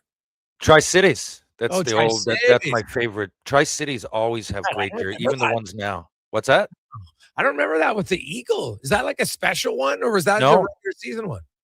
That one. So those were done before my first year in Tri-Cities was the first year they wore them. Oh, And they okay. were done before I was done. So maximum 5-year span. I love their jerseys now, but I always did. They started oddly enough because they came over from New Westminster Bruins. So it was the Tri-City Americans. So you would think red, white, and blue right off the bat, but they weren't if you look into it. A lot of Edmontonians played there when they were black, yellow, and white. And so we were the first iteration that wore the red, white, and blue. Yeah. When you look at that, like you say, that was your favorite, probably because it's the one you played in. And but you know what? Like everybody's gonna have favorite jersey. We could do a whole segment one day just on, different unis for different teams at all different levels. That you look and say, now everybody's gonna have a bias because if it's a team you cheer for or a team you played for, usually you like the jersey at some point, right? Just naturally. And then some teams you played against that you hated, it's going to be really hard for you to like their unis. Yeah, I've often wondered that myself as well. I love that jersey, and it's one of the nicest major junior jerseys there's ever been. But of course, I got great memories. I mean, I joke about it sometimes, but I got drafted in the NHL with some buddies that we didn't know what we were going to do the year before, man. We had no idea. Playing video games. Hopefully we win a game in Seattle. What about the NHL draft? I don't know. I mean, hopefully we go, but there's all kinds of players, and you do all that together. And so it just means a lot. Now, that being said, I think we did it in style. Here, I'll bring it. Oh, where is it? Over here? Here you go. Look. Close up. See that symbol? Oh, yeah. Pretty unique. Now, they didn't stray too far from that. They never strayed too far from that, but that itself lasted for 4 years, and then they went with the arm patch. But I still enjoy it, and I love the area. I'm going back again soon. Get back once in a while. Last year, myself and John Nasty Morasti, who's also in Shorzy as one of the gyms. He also played in Tri-Cities, little known fact. And we go back here and there. It's just a great spot to be. And then is that other jersey your last professional jersey? It's Newfoundland Growlers. Yeah, that's the actual one I wore in the game. And I've seen them online, and I'm like, someone's getting ripped off because I know that that's the jersey. And you know what? So people are claiming online that they have the Terry Ryan I've game seen it. on. I've seen it. Do you ever comment on it and say, I have the jersey at home, this is a fake? Yeah. Oh, I okay. have. Well, I have because I don't want people to get ripped off. I know the one I wore. There's also a black one going around. And they're like, well, this was the two. I'm like, no, I didn't. I played one game, so I couldn't have worn the black one. Yeah. But I go to a lot of people order it, right? Like, it's funny given that one game stint, but it's my home and like it's, the picture. So a lot of people have, like, we go to the Shorzy games and I wouldn't know. I've signed dozens at this point. So it must get ordered. But it's funny because I'll tell you the reason I have this was Matt Cook, the coach. And Yes. I played against him, and he, a lot of any NHL fan, big fan would know who he is. And love him or hate him, good guy. He had me down there for the game. He didn't have to play me. He didn't, like I said, he didn't have to put me in the lineup. Toronto weren't happy about it. Like, they didn't know about it. They thought it was some kind of birthday promotion kind of side scam, and it wasn't. But he put it away because he said, I know what it meant to you and everything. It was at the end of the year. He said, okay, I got it here. I put it away for you. They were going to take it, but you're going to have the only jersey that you actually wore. And I went down. He didn't tell me either for a few months because he wasn't sure he could get it. But sure enough, and I'll never get rid of it. I don't care what they offer me. Well, yeah, some things you want to keep for sure. That makes perfect sense. Have you been watching the Olympics closely? I've watched some of the Olympics now. I missed, I don't know if I missed the girls' game earlier. I just saw the You score. didn't miss much, unfortunately. Yeah, you basically, I don't know if you watched much of the rivalry series, which is a great series. It's been awesome for years, but yeah, this is the first time that it was dominated by the U.S. 4-1, 6-1, 10-4, 4-1, and they continued that today, defeating them 5-0 And Canada is going to need they're going to need Poulin back for sure. Yeah. For the gold medal game. And then they're going to need their goalie's going to have to stand on her head, or they're going to have to get a little bit of luck. Because right now, USA just when you outscore a team 29-7 over 5 games, you're clearly the better team. Yeah. Yeah. Over 5 games for sure. Anything can happen in a one-off. Just there you go with the NFL. Can often get a team that squeaks in or has a lucky schedule or whatever it might be. I know to get to the Super Bowl, obviously you have to have some cachet, but I'm saying that in those one game and out, anything can happen. But over the course of, that's why hockey, usually the better team wins. Sometimes it's game 7 overtime and wow. But usually, even if it's game 7, look at the Leafs and the Panthers, went 7, but the Panthers were clearly the better team. And 2 of those games clobbered them last year. And so, but over the course, this 29-7, 5 games, I'm going, okay, we need to change things up because we're just not as good of a team. We can't be. No. So we gotta use systems accordingly because we're just not going to beat them straight up. Yeah. Well, when you look at the teams right now, USA is just quicker. All over the ice. And it's been that. It's not okay, maybe you have one game and you're not feeling your legs. And that happens, right? In every sport, we've seen good teams not look good for a game or two. That's fine. But when I look at these games, USA has just been way quicker. It's really it's surprisingly, I've never seen a gap this much between these two. They've been pretty even, right? Yeah. Canada would always, but US, they'd win 2-1 or, the games would be close and they'd be right in there.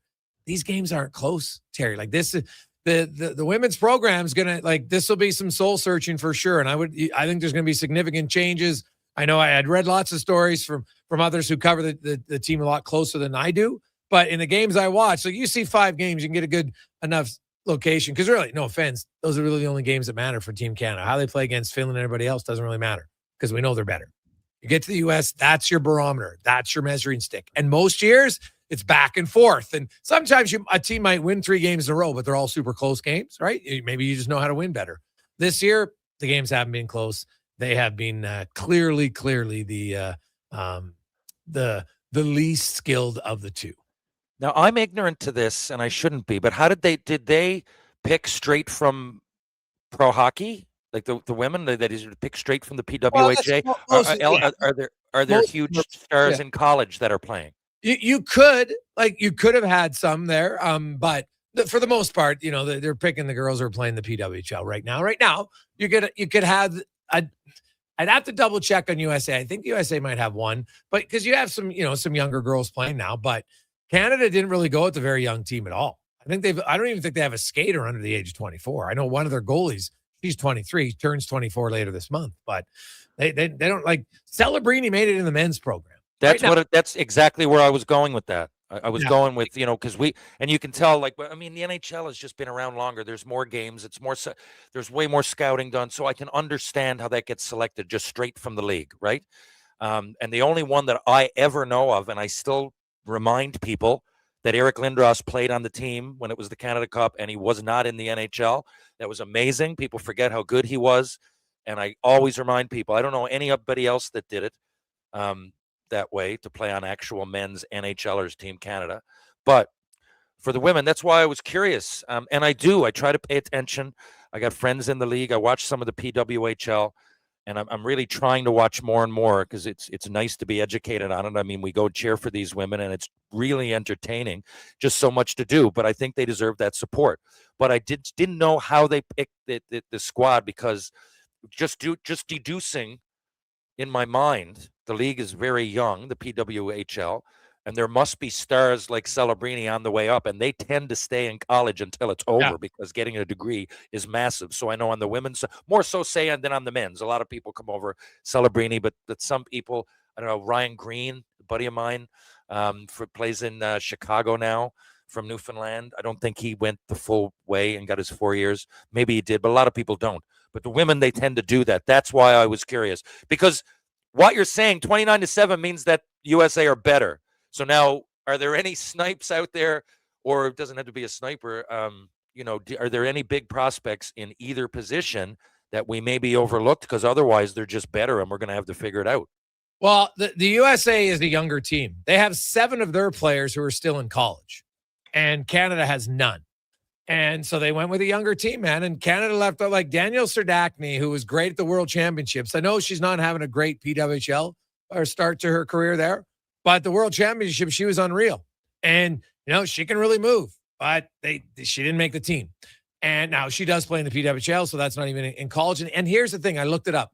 In 2013, Canada had 86,000 girls playing hockey. In 2025, there's 115,000. It's been a 30% increase. Man. So there's massive growth in the Canadian, girls playing hockey now. Now, that doesn't mean they're all going to be elite level players. I understand that. But the more you have better opportunities to find other young stars. And, the U.S. decided to give their young players more of an opportunity here. And I think it's been noticeable, whereas Canada didn't.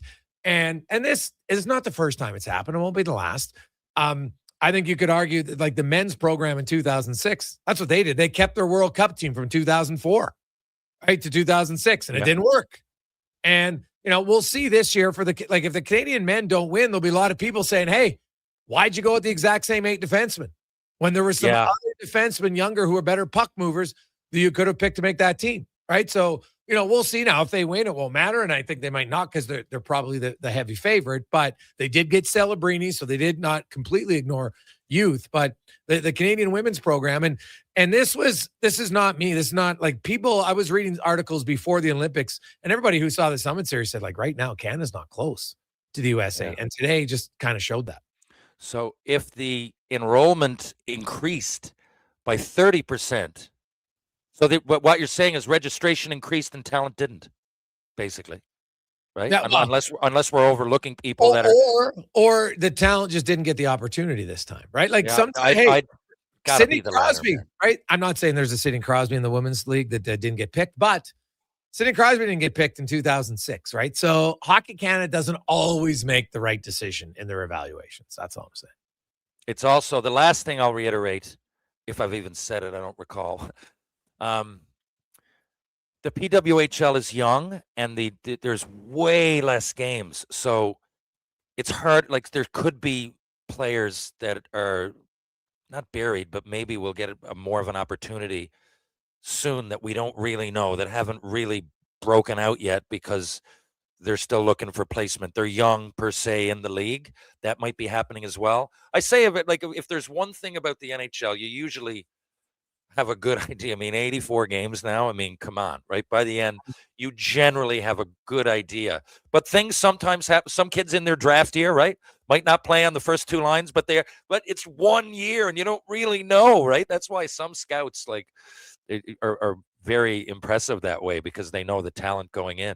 But so I think that might be something as well. A lot of things in the women's game, other than the Olympics and the World Championships, are really young in the way they're going about things, whether it's pro or whether it's Hockey Canada. And I don't know, like panic button, I don't know about, but 5-0 when in the history says that it's usually tit for tat, flip of a coin, Canada, US. Now this looks like a bit lopsided, and hopefully that's not the case going forward. Jason Gregor, Terry Ryan with you on Sports 1440. We'll take a quick break. Dave McCarthy joins us next. It's the Gregor Show presented by PlayAlberta.ca. Japa Machinery Group knows that XCMG may not roll off the tongue, but Japa's team will help keep your construction jobs rolling on time and on budget with heavy equipment sales and rentals. Visit japamachinery.com to find out more. You've got a go-to coffee spot, a trusted barber, even a lucky game day jersey. But when it's about looking your absolute best, there's only one name you need. Mr. Dirk. Family run since 1939, we're experts in crafting impeccable tailor-made suits and offering a wide variety of everyday styles. Pair that with personalized one-on-one fittings and the convenience of on-site tailoring. Mr. Dirk elevates your style game. Visit our Edmonton store or explore MrDirk.com. Score big on style with Mr. Dirk. Sometimes you think about what you're going to do in the day. Go to work, pick up the kids from school, make supper. But at GS Construction, we think a little differently. Winter is our season to think, to plan, and to improve. We study, we innovate, we train. So when the thaw comes, we're ready to dig, build, and deliver even better, which means we need people like you. If you're thinking about joining the team at GS Construction, now's the time to do it. To apply and to see how we think, visit gsconstruction.ca. Planning your next event? Let Loca Quality Market cater. From made-to-order meals to gourmet platters to full chef tasting experiences, they make entertaining effortless. Visit loca.ca to start planning today. McValue breakfast meals are $5 plus tax every day. Get a sausage McMuffin, bagel with cream cheese product, or breakfast burrito with hash brown and small coffee, all for just $5 plus taxes. Available until 11 a.m. at Canadian restaurants. Product availability varies. Prices exclude delivery. Come for Canada's largest trade shows, the biggest names in entertainment, exhilarating sporting events, and more. And stay for the experience at the Edmonton Expo Centre. Looking for the perfect place to host your next big event? From trade shows to galas, meetings, and concerts, the Edmonton Expo Centre has the space, event expertise, and service to make your next event unforgettable. With over 522,000 square feet of flexible event space, in-house catering, and operational expertise, they bring your biggest vision to life. Learn more at edmontonexpocentre.com today. Made for some rough roads, but it means trails are now packed and ready for action. Don't miss out on riding adventures this winter with a Ski-Doo from Riverside Honda and Ski-Doo. Work or play with new 2026 Generation 5 models with class-leading design and power. And right now, take advantage of 5.99% financing OAC. Only at Riverside Honda and Ski-Doo. 15 Inglewood Drive in St. Albert. And always at riversidehonda.com. Shop local, shop Canadian.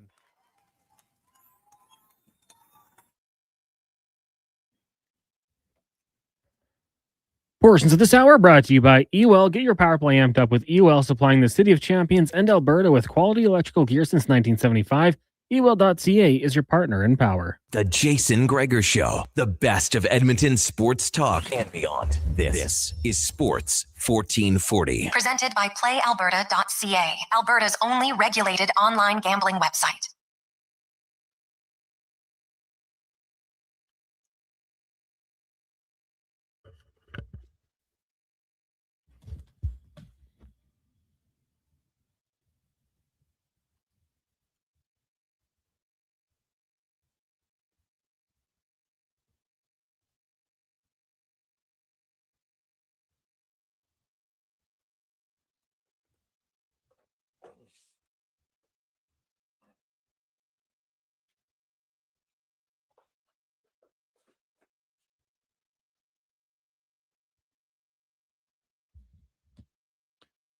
Three 25. Welcome back. Jason Gregor, Connor Halley, Sports 1440, sports1440.ca, YouTube, Facebook, X, Instagram. Hope you're having a lovely Tuesday afternoon. Now, if you're looking for something, because, man, I will say this. I love the passion of Oiler fans.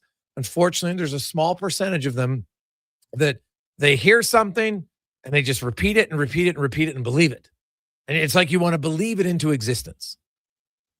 And I wrote the article today and I outlined the Oilers versus all the other 8 teams in the West who have 60 points. Those are the teams I think are competing for a playoff spot. And I went through all the forwards. I looked at ice time, looked at production. And then I even compared it to last year's Oilers production in their bottom 6. And trust me, you can, I'm sorry, but Derek Ryan could not be more incorrect with his claim that, well, you know what, they're not playing enough. Go look at all the other teams. Go look at the article and then look at the bottom 8 forwards, because there's always a few substitutes. Some guys play 30 games. So I included anybody who played at least 20 games. Okay? Well, and Kapanen because he played 19. And go look at that. The Oilers are not the only team whose bottom guys are playing between 10 to 12 minutes. That's really what a lot of it is. Matt Savoy's production, fine. Matt Savoy has basically replaced Connor Brown's production. I think he's a rookie. It's pretty good. Right, Kapanen when healthy, he's been pretty good. But you go Trent Frederick's production, terrible. Henrique, not even close to what he was at last year. And he's only played about and keep in mind, I know, yeah, but he got hurt, Gregor. Doesn't matter. Go look at his first 42 games. He had 2 goals. Okay? He was on pace for 4. Actually below 4. If he would have played all year. That's what he's on pace for. He hasn't played well. Janmark had 2 goals last year. He's got 1 this year. The guy's got like 7 goals in his last 193 games. And it's not, he's playing 12 minutes a night. Go show me other forwards playing 12 minutes a night who have 1 goal. Honestly, go show me how many.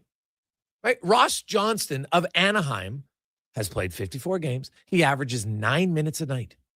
He has 13 points. You think he's getting some shifts with McDavid and Draisaitl? No, because the Ducks don't have McDavid or Draisaitl. And he's not getting a ton of shifts on their top line either. But the guy has 13 points. More than Frederic, more than Henrique, more than Janmark, more than Lazar, more than Mangiapane. Like, come on, he's playing 9 minutes. The Oilers' depth guys aren't doing enough in the minutes they're getting. Full stop. Now, you can go read the article. It breaks down every team. You can see it side by side because I wanted people I build a chart so every time the Oilers numbers repeat so you can see how do they do against Seattle? How do they compare against LA? How do they compare against Vegas? And we'll go into it later on in the show. But I'm telling you, don't buy the narrative that, coach isn't giving them opportunity. If they had more opportunities, they'd be scoring way more. Wrong. Totally disagree. Trent Frederick he played 12 minutes a night in the first 2 months, had 2 goals, no assists. Like, are you supposed to, as a coach, just keep playing the guy when he's doing nothing? Like, at some point, you got to do something. Kapanen, when he's in there, he does something. Savoy does something. Right, guys are doing it. Jack Rosovic's done it. No problem with them. But you just got too many guys shooting blanks. Frederic, Henrique, and Janmark have combined for 138 shots on goal this year. They have 5 goals. Okay? Henrique averages 13.50 a game. Janmark plays 12.05 a game, and Frederic is down to 10.47 because he was at 12 for the first 2 months, but obviously his ice time's gone down as his play hasn't really gone up. I don't buy for a moment Derek Ryan's assertion that it's the coach's fault because he's not giving him opportunity. Strongly disagree. Now, let's go in the room, brought to you by Action Electrical, where you can take action with your savings. You've been thinking about it. I know you have. Do I want to get solar? Should I not? Well, contact Action. They can walk you through the whole process, show you the grants. You can also get interest-free loans courtesy of the government. They can help you out, and you get on the road to savings at actionelectrical.net. As Dave A. McCarthy from Sirius XM joins us. Davey, how you doing? I'm good. Boys, what's going on? Fired up there, but I can't say I disagree with what you had to say, Jason. I mean, you get that kind of time. You get, like, Trent Frederic. This has been a disaster, quite frankly, for the Edmonton Oilers, given the fact that they've locked in long-term at this point to a deal of that nature, and to get that lack of production from him at this point is just no good. He's had more than enough time to have more than 2 goals through this point in the season. And then at some point it comes down to the old, what comes first, the ice time, play me more and I'll play better. The coach says, well, play better and I'll play you more. I think it's more at the latter right now. Like, when you're getting 10 to 12 minutes, you have 2 goals through 50 plus games. I'm sorry. That's not enough. That's not enough. There needs to be more production there. So it becomes very tantalizing then when you have guys like Hyman and McDavid and Draisaitl and Nuge to lean on them more when you're getting but nothing from guys down your lineup. I don't see how, especially given the position that the Oilers are in right now, where they're not home and cleared. Like, they need the points. It's not cruise control. So they're going to the guys that they know are going to produce, because the guys that have been given chances down the lineup, which I completely agree, have shown themselves not to be up to the task to this point. Yeah. And the thing is, like, the truth of the matter is depth guys don't get that many more minutes. Like, I went through every team with 60 points in the Western Conference, right? It's not like the Oilers guys, like Janmark at 12.05. I couldn't find another player who had 1 goal playing that many minutes. Like, nobody. So, like, he can't complain about lack of opportunity. I just I don't buy it. What do you make? Let's switch to the Olympics. And Celebrini, Wilson, and McDavid looks like they'll get a run. And you got McKinnon and Crosby centering their own lines. What do you make of that? Yeah, a lot of talk about taking Sidney Crosby out of the middle of the ice. To me, that makes no sense. the guy is as defensively conscious a center as there is in the NHL.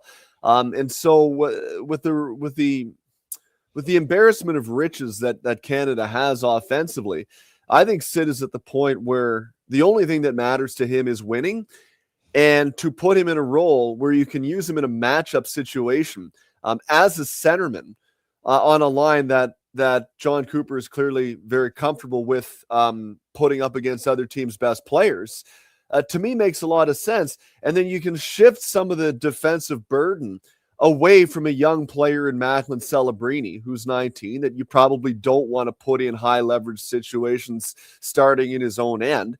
And it frees Connor McDavid up to do what he does best offensively. Don't mire him in the muck of having to grind it out against other teams' top players starting in the defensive zone all the time. If you've got the personnel that can handle those minutes, probably still chip in. Let's be honest. You think Sid's not going to chip in throughout the course of the tournament? Not a chance. Of course he is. But then it unleashes Connor McDavid to be in the position where he is at his best, which is the best offensive player on the planet right now, along with a guy that you probably don't want to burden with those defensive responsibilities, and a guy in Tom Wilson who can flat out fly. The guy can skate. He can keep up with Connor and Macklin to an extent. He's got hands around the net. He's a different element to that line. He'll be physical. He'll get to the net. He'll retrieve pucks. I think, to me, that makes a lot of sense. TR? Oh, I was going to ask, do you make anything of Canada going on their own in their hotels and staying out of Olympic Village? Do you make anything of that? And by extension, having a closed practice. Does any of that stuff matter, you think? When it comes to the hotels, that's honestly up to them. I couldn't care less. I think the broader point here is if they win the gold medal or not. If they win the gold medal and they stay in separate hotels outside of the Olympic Village, but they win the gold medal, no one's going to be complaining about that. If they stay in the Olympic Village, which I don't know, am I right to assume that everyone kind of wants them to stay in the Olympic Village? Like that kind of warm, folksy, fuzzy thing, but they don't win the gold medal? Well, then people are going to be like, well, why didn't you go make it so that you're the most comfortable that you could possibly be? So no, that doesn't bother me at all. The U.S., I understand, is staying in the Olympic Village. Cool for them. They want the experience. That's great. Whatever. At the end of the day, you win the gold medal or not if you're Canada or the United States. And whatever you do to get there isn't going to matter nearly as much as if you do or not. So, yeah, that's their decision. Doesn't bother me. Well, I was thinking from an advantage point of view. The U.S. are going to be in the Olympic Village. They're going to be together. They're going to have the experience. Now, look, I didn't make anything of it, but I guess that's one small way I could say. But then again, you could also say, hey, we're going to get a rest. We got more of a routine. We're in the hotel room. I mean, I wouldn't really care. I was just curious. Yeah, a little more comfortable maybe, but like I'm not going to say that the guys won't be as together as the Americans, right? It's like a road trip in the National Hockey League in nicer rooms. If anything, it should be more conducive to camaraderie and in this case, comfort. Because the beds that I saw over there in the Olympic Village, there are no orthopedic mattresses over there. I don't think so.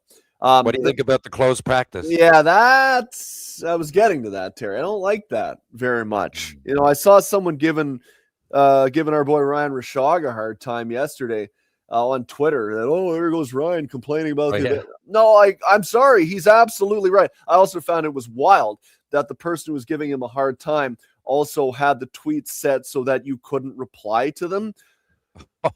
So I think that tells me all I need to know about that individual. But look, I never like to see availability diminish. It's not that I'm whining or, Ryan's whining or anybody in our business is whining about it. We're there. He's there to do our jobs. And when you make it more difficult, I do not like that. I cannot get behind that.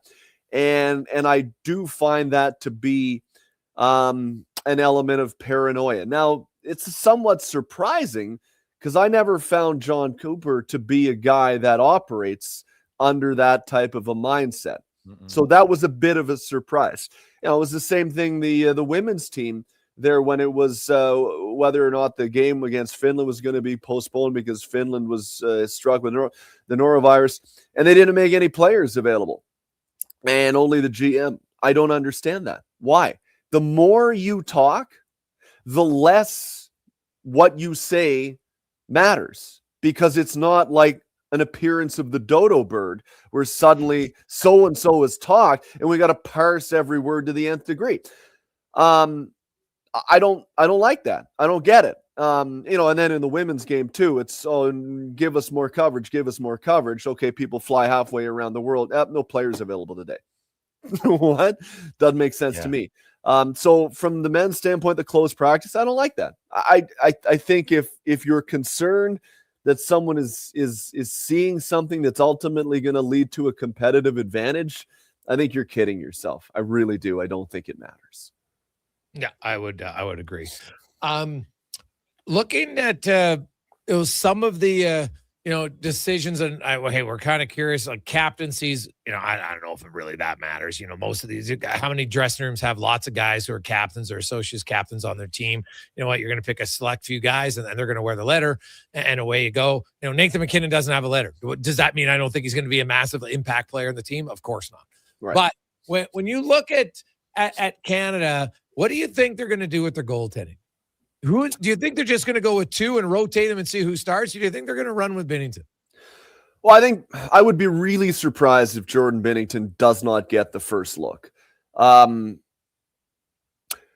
think I can tell you that John Cooper has a great deal of confidence in Jordan Binnington, both what he says publicly and the way he feels privately. I think when they had that moment on the ice after the Four Nations last year where Canada won and John leaned into Jordan, when it was really giving it to him, along the lines, I think he said, I always knew I believed in you and you delivered for me. I think that's basically the message that he was getting there at. So, you got to dance with the guy that won you the tournament the last time off the hop. And I think you'll get that start. First off, do I think his leash should be a little shorter than, maybe Marty Brodeur back? Yeah, probably I do, because let's face facts.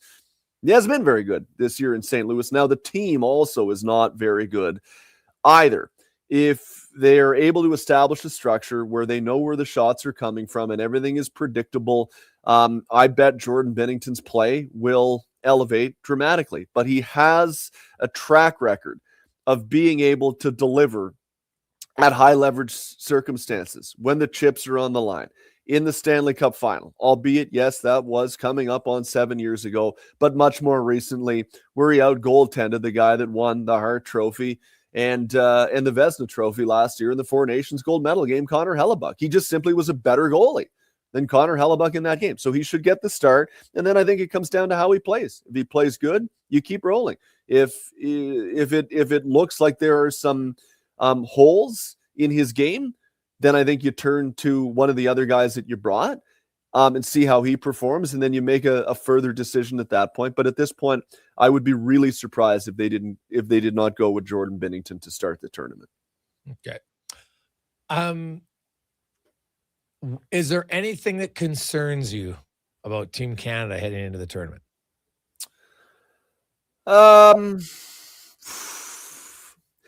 I guess I'd say that their blue line, there are a bunch of guys that are on it this year that are not having great years.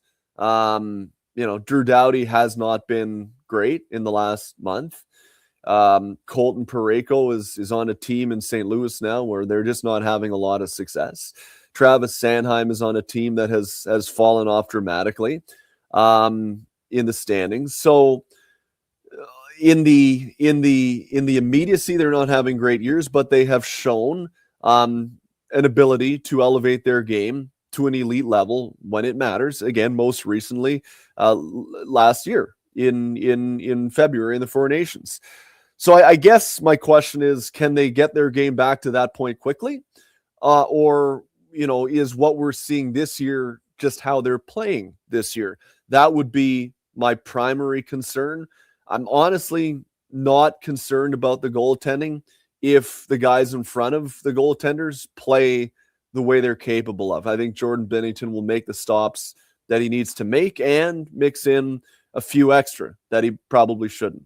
And I think they'll be able to score. It's, to me, will they be able to play with enough structure in their own end?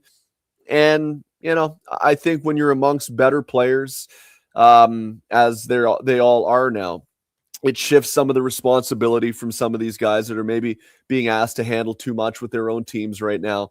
I feel like Canada will be good, but that would be my only question mark right now. All right, Davey, have a great one. Enjoy the Olympics, and Canada will have had a few games in the books by the time we talk next week, so we'll have lots to discuss. Yeah, it should be good. See you, boys. There you go. See you, buddy. Dave McCarthy from Sirius XM. Take a quick break. We'll return. We got lots to get to, and you know what?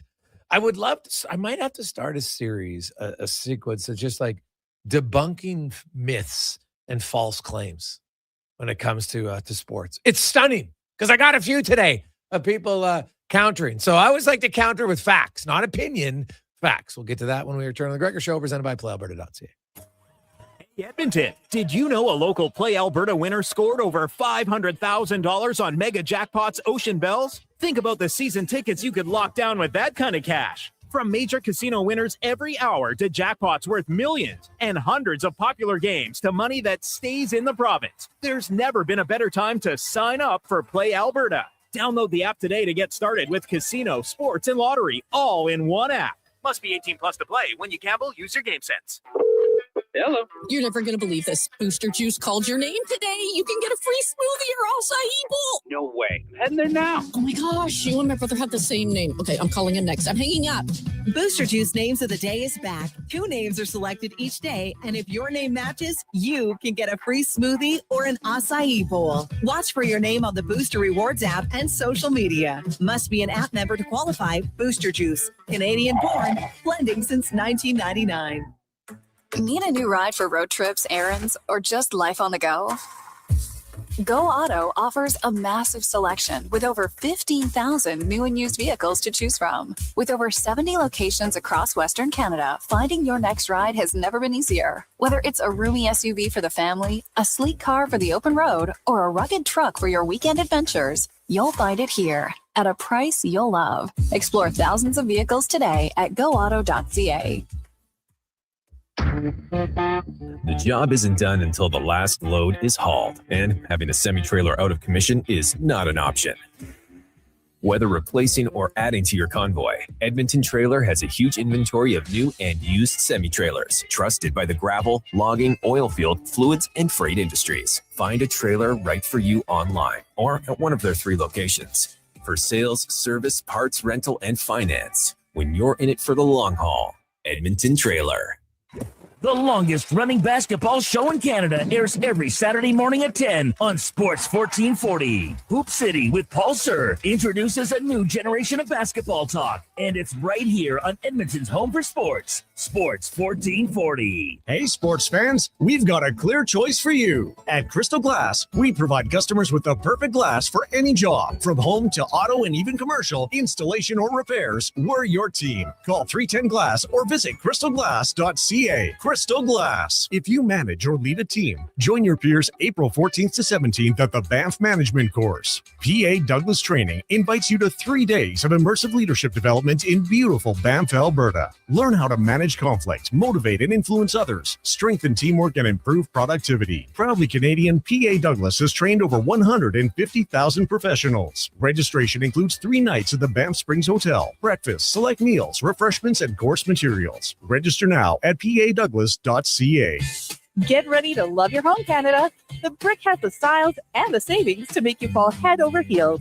Save $1,100 on couches made for cuddling. Enjoy a romantic meal in the dining set up to 25% off. And yes, save 25% off in the bedroom, too. Plus, score up to $1,500 off the TV of your dreams. Love is in the air, and so are the savings. Only at the Brick. Some exclusions apply. Check out the Brick in South Common, West Ed Mall, Northside, and downtown. If I had $46,000, I'd buy a robot butler and a trampoline. And maybe a trampoline for the robot butler. You might have a few ideas of your own. The first early bird deadline for the Big Brothers Big Sisters Dream Home Lottery is February 11th. Get your tickets now for a chance to win $46,000 and support kids across Edmonton. Buy today at bigbrothersdreamhome.org. Lottery license number 745563 and 745562. Tickets sold only within Alberta. Looking for the perfect gift? Give the gift of great taste with a Loca Quality Market gift card. Redeemable at any Loca Quality Market or Loca operated restaurant. It's a treat for food lovers. Ready anytime. Grab yours today at loca.ca. Baby, don't mess around because you love. Portions of this hour brought to you by Papa John's. It's Terrific Tuesday. Get 40% off any regular priced pizza when you use code word 40Tuesday at the start of each pizza order at papajohns.ca or on the Papa John's app. This is Sports 1440, where Edmonton talks sports. On YouTube, Facebook, and X. Here's Jason Gregor. Brought to you by playalberta.ca.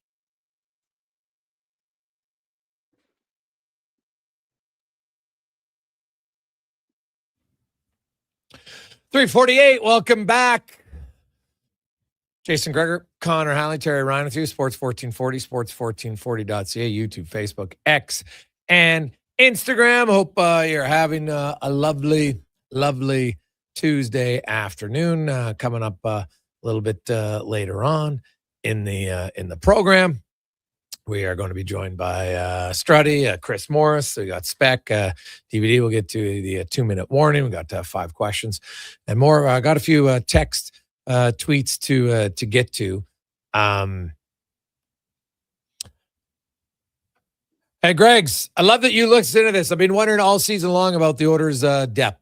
And you know what? Hey, I appreciate that, Pat, because I do. Like, it's people, and it's funny. Like, people will keep repeating things. Like, I got this guy on X, Den Paulin, who's like, hey, Gregor, and here's a classic. He was all upset about, it's the bench management of Knobloch. And, Perry might not have produced a lot because originally he said he produced a lot playing with McDavid and Draisaitl, which, of course, was false because they played 60 minutes together. And that the three of them, when they were together 5-on-5, had 1 goal combined, and it wasn't Perry. Now, did Perry score a few power play goals? Yes. I'm talking 5-on-5, and he had 15 5-on-5 goals last year. He had 2 in 112 minutes with McDavid. He had 4 in 210 minutes with Derek Ryan.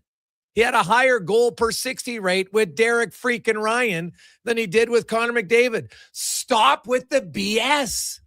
Stop it. And people just double down. Oh, no. And they try to move the goalposts. It's hilarious. Okay? It's hilarious. He's like, you know what? You gotta, Perry got confidence just because the minutes. Yeah. He played 252 minutes with either McDavid, Draisaitl, or them together. 252 all of last year. Do you know how many minutes Andrew Mangiapane has played this year with McDavid and Draisaitl? 5-on-5? 240. Okay? And the season is not even 3/4 old. So he's on pace to play way more. But guess what? I thought that should just give him the confidence to score. It hasn't, has it? Because he hasn't played as well. He's not doing the things Corey Perry did. Corey Perry scored regardless of which line he was on. Just like other guys around the league. TRU played. Like, to me, it's the most bogus argument going in Edmonton right now. And sorry, but Derek Ryan's the one who said it, that, coach has got to give other guys, they got to play more minutes. They've got 11 players forwards averaging 12 minutes a game. There's no one else in the West who has that many guys. Now, other teams, the Oilers have 4 guys playing 18-plus minutes. Some teams have 3. Some teams have 2. Colorado has 5. No one says they're too top-heavy because their bottom guys score in limited minutes. Because, it's a tough job. I'd say it might be the hardest job, TR. But the truth of the matter is most of your bottom 6 guys don't get minutes with your top 6 guys. I didn't realize that till your article. And the other thing is that Derek Ryan is saying it from a biased point of view. I mean, yes. He's got a dog in the fight, or did, so to speak, right? So he's probably going to say that to defend. It could be even subconscious, but I just wouldn't rely on that person for that information, being so close to the center of the argument. But yeah, it's just look, and that a lot of people would say, well, that's the reason that he overloads once in a while with Draisaitl and McDavid, although that hasn't been proven to analytically work either. But bottom line is they need more production. I really honestly didn't realize that until you did the comparison. So, and what is that? I think you can rule out. I mean, we've seen the minutes. The minutes are kept documented, and we're watching the games. So I don't really think it's a coaching thing when it comes to like systems or getting all out of your players. I think, and say a guy like Frederick's case, you show all kinds of confidence in just verbally and monetarily in the summer. You commit for that long, and you just expect a little bit more. I think there is more in there. I think a little bit of luck comes into it, but you mentioned like 5 or 6 guys, and it's all the same, like getting Janmark. I mean, a solid NHLer who's played for that long and has been in those cities. I mean, you have to think. You're talking about 500 plus minutes on the ice. It's got to, I mean, just go to the net. It's going to bounce in. I'm not telling them how to play, but you know what I mean? The law of averages says that 3 are going to hit your shin and bounce in the net, right? Like if you're going to those areas, it has to. I mean, look at players in the league. You mentioned Ross, what's his last name? The PEI kid. Ross Johnson for Anaheim. Yeah. Right. And I mean, he's out there more as an intimidating presence half the time. Yeah. Right. And you get that kind of production. That's bonus miles, man. Well, go ahead. Sorry. The fact that he has 13 points. Yeah. Playing and he's playing less than 10 minutes a night. He has more points than Mangiapane, Janmark, Frederick, Lazar, Henrique, all of them. He has 13 points. That's more than all of them. And going back to Frederick, because then Dan Paulin on Twitter came back, well, you know what? Perry was getting confidence playing with those guys. Good coach does that. Well, it takes me 2 seconds to research it. So Trent Frederick, the year he scored 18 and 17 goals. Who are the best players in Boston in 23 and 24? David Pasternak and Brad Marchand, right? Do you know how many minutes he played combined in 2023 with those guys? Combined minutes when he scored 17 goals. I have no idea. 59 minutes. The whole year. Wow. Combined, right? The next year he got a whopping 120. He's already played 100 minutes this year with McDavid and Draisaitl. So don't feed me the BS that, well, the coach he's got to get him going. You're a professional NHL player. You got to get going yourself, man. Like I said, he's got to go away. He's on this break, wherever he's at. I'd go to the beach. I'd do whatever, have fun. And when you come back, I would treat this as a training camp. And I'm coming out of it like I want to have a good start to the season. I would forget and I would erase it. Yeah. I'm not looking at anything because I can't change the past. And I'm like, I'm coming out here. We got 24 games. He should be well rested, right? Yeah. Just had 3 weeks off, well rested. It's not like he's taxed from playing, his 11 minutes a night in the first 50-some games. And come out here and say, okay, what do I need to do? If I was him, I would have got the Oilers video guys, send me clips of 23-24 from Boston where I'm scoring goals. What am I doing in those games leading up to the goals? Show me my good shifts. That's what the video guys can do.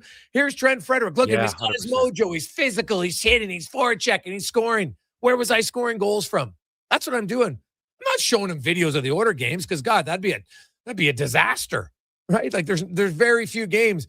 Maybe the Ranger game. That's about it. There's not many other games where I'd look and say, wow, Trent Frederick. And I actually thought he had a few okay games here in January where he's at least physical. But don't tell me that coach's job is to get the bottom 6 guys going by playing them with your top 6. You guys in Edmonton, no offense, you don't ever watch the other teams, and that's fine. But don't come at me with falsehoods because its opinion gets trumped by facts all day long. It's not my opinion that Trent Frederick scored 18 and 17 goals. Those are facts. It's not an opinion that he only played 57 minutes with their 2 best players at 5-on-5 one year and 120 the next year. And he's already played 100 minutes this year and has a whopping 2 goals and 3 points. He can't even get an assist when he's playing with those guys. He's just frankly got to play better. Yeah, and you went back, mentioned when the Oilers signed him, or maybe it was Dave, But I get it. I know why they did. Like, he went 79 games. I'm reading it now. Like 17 goals. The next year, 82 games, 18 goals. He's on the way up, 30 points, 40 points. I mean, he was and is still be on the way up. He's 27 years old. What a great year in 2023-24. So for some reason, it didn't just, like, it went off a cliff. Now, it's not age. And a lot of times, if this was anybody else that because they would question, oh, you signed the 8-year and now you're taking a dump. But I don't think that's the case, because he's in shape and he's playing all the games and he's there. He's not like he's mailing it in. I don't know if it's mental or what it is, or it's definitely not the city. His teammates seem to embrace him. So I don't know. That's probably a better question for him and the coaches. But as a fan, when you're watching, you're left flabbergasted, because the numbers, they took a nosedive right in the prime of his career. So, who knows? Maybe it's an extended slump that does happen here and there, and he can get back. But I love what you said. That's what I would do as a player for sure. I would do that. That would be a great way to reset. I might even ask the coaches to throw me a bone on it. Go, okay, here, I know where we've been. This is a chance for me to reset. I'd really appreciate that. And let's be eye to eye from here on in, and let's go. I'm going to give you everything I got. Whatever we got, let's bury it. That's negative, and I'm going to come out here and give you everything. And a guy that does that, maybe it's not going to go straight up to the 20-goal pace that he was on a couple of years ago, but you'd have to think it improves a little bit. Those things are real important, the mental part of the game, and I think this transcends sports, man. But I know that in sports, and you're in a slump, it's all numbers. But now we start again. Here you go. You got 24 games, and you got another 28 possible in the playoffs. Now, here we go. Let me see the real Trent Frederic. And I think maybe you'd get something, because it's there, man. It's definitely there. The Bruins weren't, they were onto something, and he was on his way up. 100%. And honestly, Trent Frederic, him and Matthias Janmark, maybe Adam Henrique, they should have went together on a trip. Did you ever watch Young Guns, TR? Yeah. Right? I know where you're going with this. Yeah. What they needed to do is they need to go to the spirit world here, okay? Yeah. They got to get some peyote in the spirit world. Remember, that's a classic. Hey, it's because we're in the spirit world. They can't see us. That was so awesome when they're coming back. That's it. You journey together. Yeah. You guys see the size of that chicken? That's where Trent Frederic should go, man. You just got to clear your mind and get into a better space and come back, because he's better. He's a better player than he's shown. But right now, he's the player that he's showing. So he's got to get back to being the player that he was prior. And no one can magically gift him that, TR. Like the coach tried to give him some confidence, but you can't just keep playing a guy when he's doing nothing. You can't do it, right? Yeah. It's like Andrew Mangiapane. The guy's already played 250 minutes with McDavid and Draisaitl. That's what Corey Perry played all of last year. Don't tell me that Mangiapane hasn't gotten an opportunity this year. You know what guys in the league have played 250 minutes with McDavid and Draisaitl? Not many. Okay? Not many. There's lots of guys around the NHL who have more than 6 goals and 12 points playing 12, almost 13 minutes a night, and none of those minutes came with McDavid and Draisaitl. So I'm sorry. I don't buy this coach is limiting all the depth guys in Edmonton. I just don't buy it. No, and in Edmonton, a lot of guys do get a chance to play with those guys. I hate to laugh. He's an NHLer, but remember the Puljujärvi? Was it Puljujärvi? Was that right-hand shot? A couple of years ago. I think he went on to Carolina. I don't even know if he's still playing. But you see it, and you see the Oilers, and guys. Some guys are there and they try, and they're just either snake bit or they can't. They can't play with those crazy hockey IQ guys that are really top of the hockey IQ guys. Draisaitl and McDavid are two of the best at it, but every team's got 2 to 4 of them, but you got to fight, because if you can't play with them and you're not doing anything on the bottom 6, then there's no place for you, right? So you got to find your space, and usually that's. It's easier said than done here from my chair in my basement, but. You know what I mean? People adapt. I always use Danny Cleary as an example, but a lot of NHLers that are in the bottom 6, they didn't get there that way. They were stars at some point, and you find out your good mix of skill and scoring and necessary roughness, and you go from there. And usually I'm not going to say it's black and white, but it's a little bit easier to figure out. But with the Oilers. I don't know. Is it because a lot of the guys think they should be on the top lines because, there's a lot of opportunity given? I don't really know, but it really surprises me, baffles me, your article today about the comparisons, because they're also on a really offensive team going in, and teams know that. So you would think and I'm saying they're D, you're going to get out there with guys. There's going to be enough times that there's a line change and you're out there for a few minutes with these players, and you would just think that something good would happen. Now, who knows? Like you said, maybe this is a line in the sand, and afterwards it changes. Yeah. We got lots more texts. We'll get to those. We'll take a quick break. We'll get to the con man. When we return, Chris Morris, Jason Strudwick, and more. It's a Gregor Show presented by PlayAlberta.ca. But here's the con man and a sports 1440 update brought to you by Loca, meals.loca.ca. Dinner just got a whole lot easier. Chef-prepared meals. They can deliver it right to your door. You can go in Sherwood Park or West Edmonton into their lovely locations. Or even easier, just have it delivered right to your door. Meals.loca.ca. Start eating better today. We'll just do Tater a little bit later.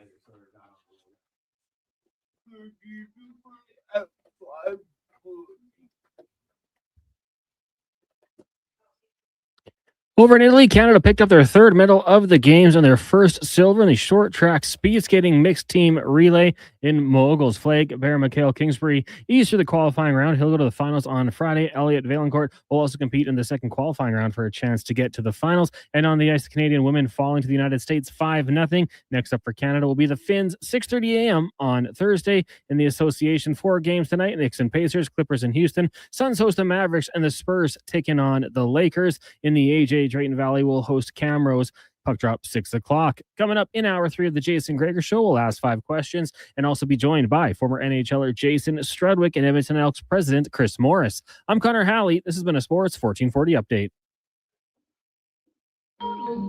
Tasting just the right. You can order Oodle Noodle at oodlenoodle.ca. Delivering you the news almost right away. Remember, you can order Oodle Noodle at oodlenoodle.ca. So stay on your couch all day and order oodlenoodle.ca. Oodle Noodle. Mr. Rooter gets a colonoscopy. All right, Mr. Rooter, just relax. We're almost finished. What am I looking at on the screen? That's your large intestine. Wow, the pipes of the human body. Incredible. This is just like when we use a camera for sewer inspection. Instagram, hope you're having a lovely tree roots. You'd be surprised what we find. Once I found a bunch of Hot Wheels. Hey, me too. For a plumber who values healthy pipes, call Mr. Rooter. Expand your brand with Fusion Promo Marketing. Fusion is your trusted partner for all things branded merch and apparel.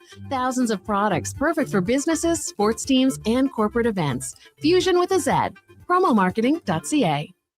Wow, get ready for a silly hockey fans. Your partner in power just skated onto the ice. EWEL.ca, the new e-commerce website for electrical wholesalers Edmonton, is ready for the power play 24/7, 365. UL skates to where the puck will be in 5 years. Now that's forward thinking. Killer selection, slamming products from the best brands, and legendary service. Don't sit on the bench. Get your account today at EWEL.ca and win that project. Plug into your partner in power. Get an EWEL.ca account today. At Fountain Tire, success is a team effort. They're committed to their team members and their customers. And that means treating your vehicle like it's their own and finding solutions that suit your needs. Because whatever the road brings ahead, they're on it with you. Visit fountaintire.com today.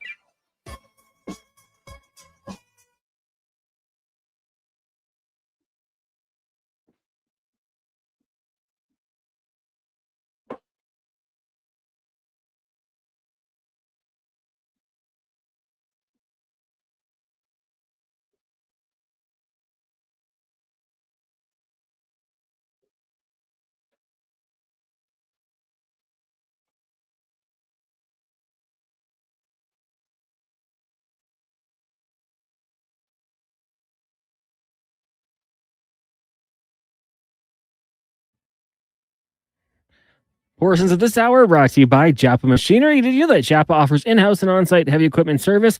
Rain or shine, Japa Service Department is here for you. Visit japamachinery.com for all the details. This is Sports 1440, where Edmonton talks sports. On YouTube, Facebook, and X. Here's Jason Gregor. Brought to you by PlayAlberta.ca.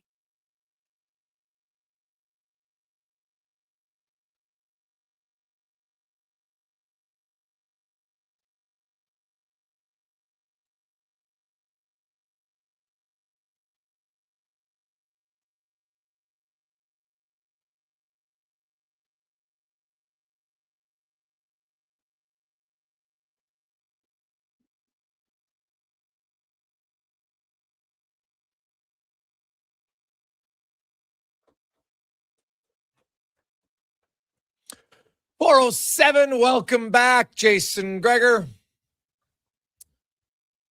Connor Halley, Terry Ryan with you on Sports 1440, sports1440.ca, YouTube, Facebook, X, and Instagram. Hope you are having a lovely Tuesday. It's another warm day outside. Of course, our show brought to you by PlayAlberta.ca Olympics. We got another silver medal today in the relay at short track speed skating.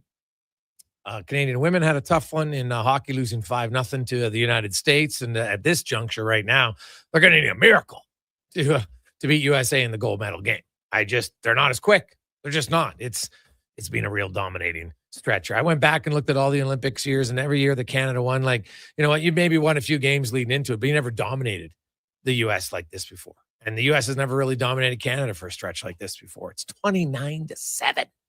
In their last 5 games here over the last 3 months. Not good.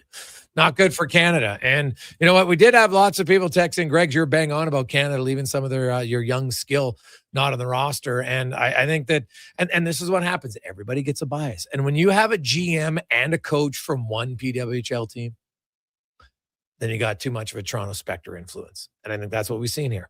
And a little bit too heavy, the PWHL. They didn't have any of their college youngsters on the team, and there's a few young college girls that are playing pretty well and putting up some pretty good numbers, right? Like you look at Sarah Manis, right? She's got, what has she got? Like she's got huge production, 21 goals, 49 points, playing for Clarkson. Kaylin Lamarche, 32 goals, 48 points, playing for Quinnipiac. And you know what? I know that her numbers aren't great in the PWHL. But Serdachny is younger and quicker than a lot of the women they have in the team right now. And she was great at the World Championships last year. I think they made the mistake very similar to the 2016 for the men, where they went with who they knew. They went with veterans. Yeah, you know, we're going to give them one last hurrah, and it's not working at all. And so there's probably going to be a significant turnover even on the coaching and management side. Because I get why after, so many years you're going to have a change. I get it, but I think that's going to be coming. Let's get to the oil report now, brought to you by Go Auto. For all your vehicle needs, you're looking for a car, truck, SUV. How about 71 different locations or 36 different brands for you to choose from? They got it all at goauto.ca.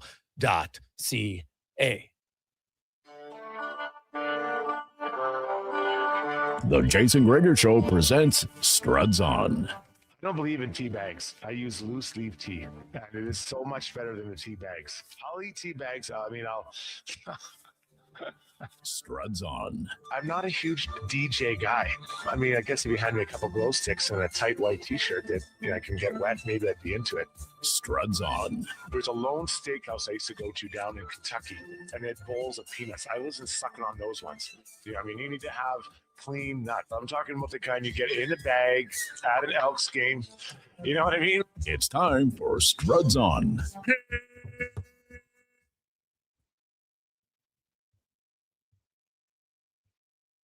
Struddy, how you doing? Good. What's going on with you guys today? Oh, buddy, hey, watching the Olympics. I love short track speed skating for the chaos and the excitement and the speed. And, there's lots of different sports I like the Olympics. Like, I'm having a hard time getting kind of set into a time of when I know the events are on. Like I'm not loving it, that part, to be completely honest. But it's I'm figuring it out. And Obviously, the Canadian women, it's kind of what we expected going into this tournament. At least I did after watching them at the rivalry series. The U.S. is just, they're younger and they're quicker, and it's abundantly clear that they are. And that's unfortunate. It's, you know what, they'll have to learn. But, you know, to me, Strutty, this is exactly kind of like the men in 2006 for the women. They went with the old guard, and the old guard is not the good guard anymore.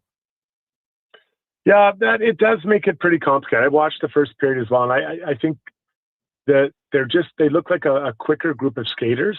In that period I watched, the U.S. does. They're just moving quicker, and you're just always a step behind, whether it's offensively or defensively. And you know, you can ride it for a bit and hold on, but eventually they kind of get you. So yeah, it's difficult. I think even bigger picture, it's hard for the Olympics, because now, you know, that's usually a marquee event, and I have a hard time envisioning, you know, a big change of both teams. Well, I'm assuming the U.S., but if Canada makes it there, a big change in what the outcome might be.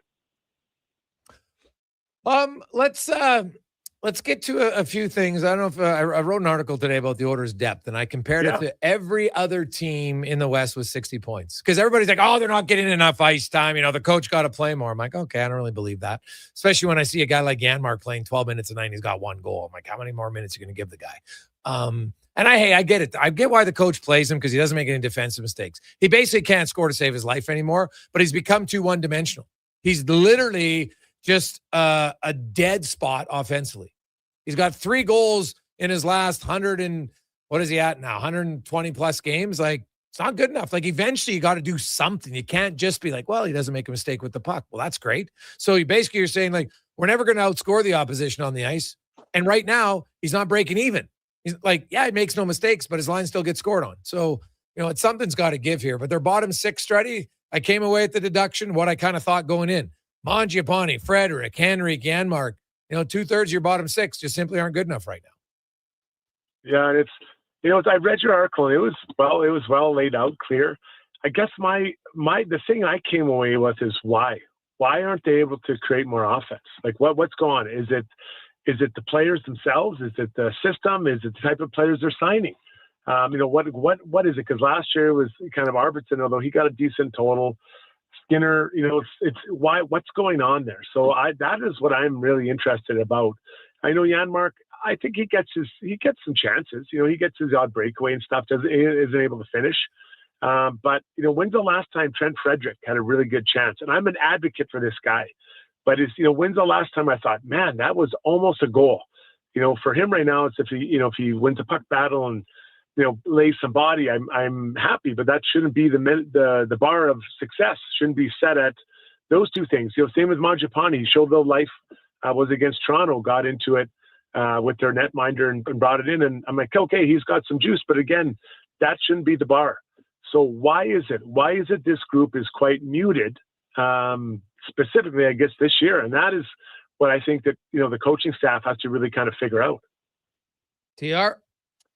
Speaking of the coaching staff, Strutty, and congrats, by the way. And I heard that they're going to make you the new shootout coach for the Oilers. So that's a great thing. Anyway, oh God, what was I going to ask there, guys? Where did I start with that?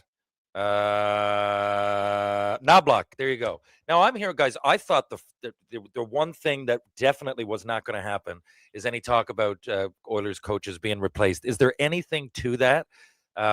You know, and if so, why are they saying that? Is it because they're thinking, as Jason just said, he's not getting the most out of his players, or what do you think it might be? Well, like when they made the change, the guy I was really worried about was Gullickson for a very specific reason in the power play. Like, I'm like, okay, what's going to happen here? You know, like, that's been so good for so long, and then it's been good, you know, and then at times it's been even better than it was before. So I'm like, okay, that's something that I was concerned about with the new coaches coming in. Penalty kill, I was, you know, also worried. Not that, you know, Koff was probably on it too much, but, you know, Stewart had it going. Then recently it's kind of slagged dramatically, and that's really hard if you're playing catch up on that. But I think the area I am looking at is just the play of overall team defense. Now I don't know that that's Paul Coffey's exactly in his wheelhouse, but you know, maybe Gullickson had some input on that, and Griggs, you might know more than I, but that is something that I think is really important, and I think it's as much the group play. I think it's more individual play defensively, and the choices they're making shift in, shift out that at times really compromise this group.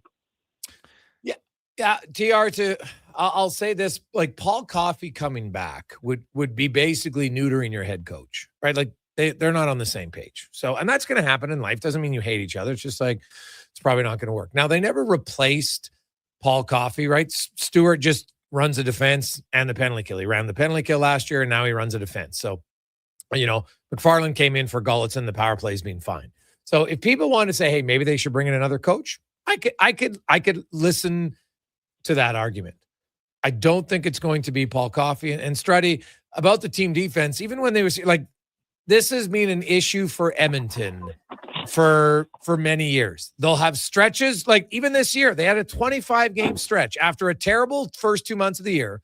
Their next 25 games, the Oilers had the third best goals against average in the league.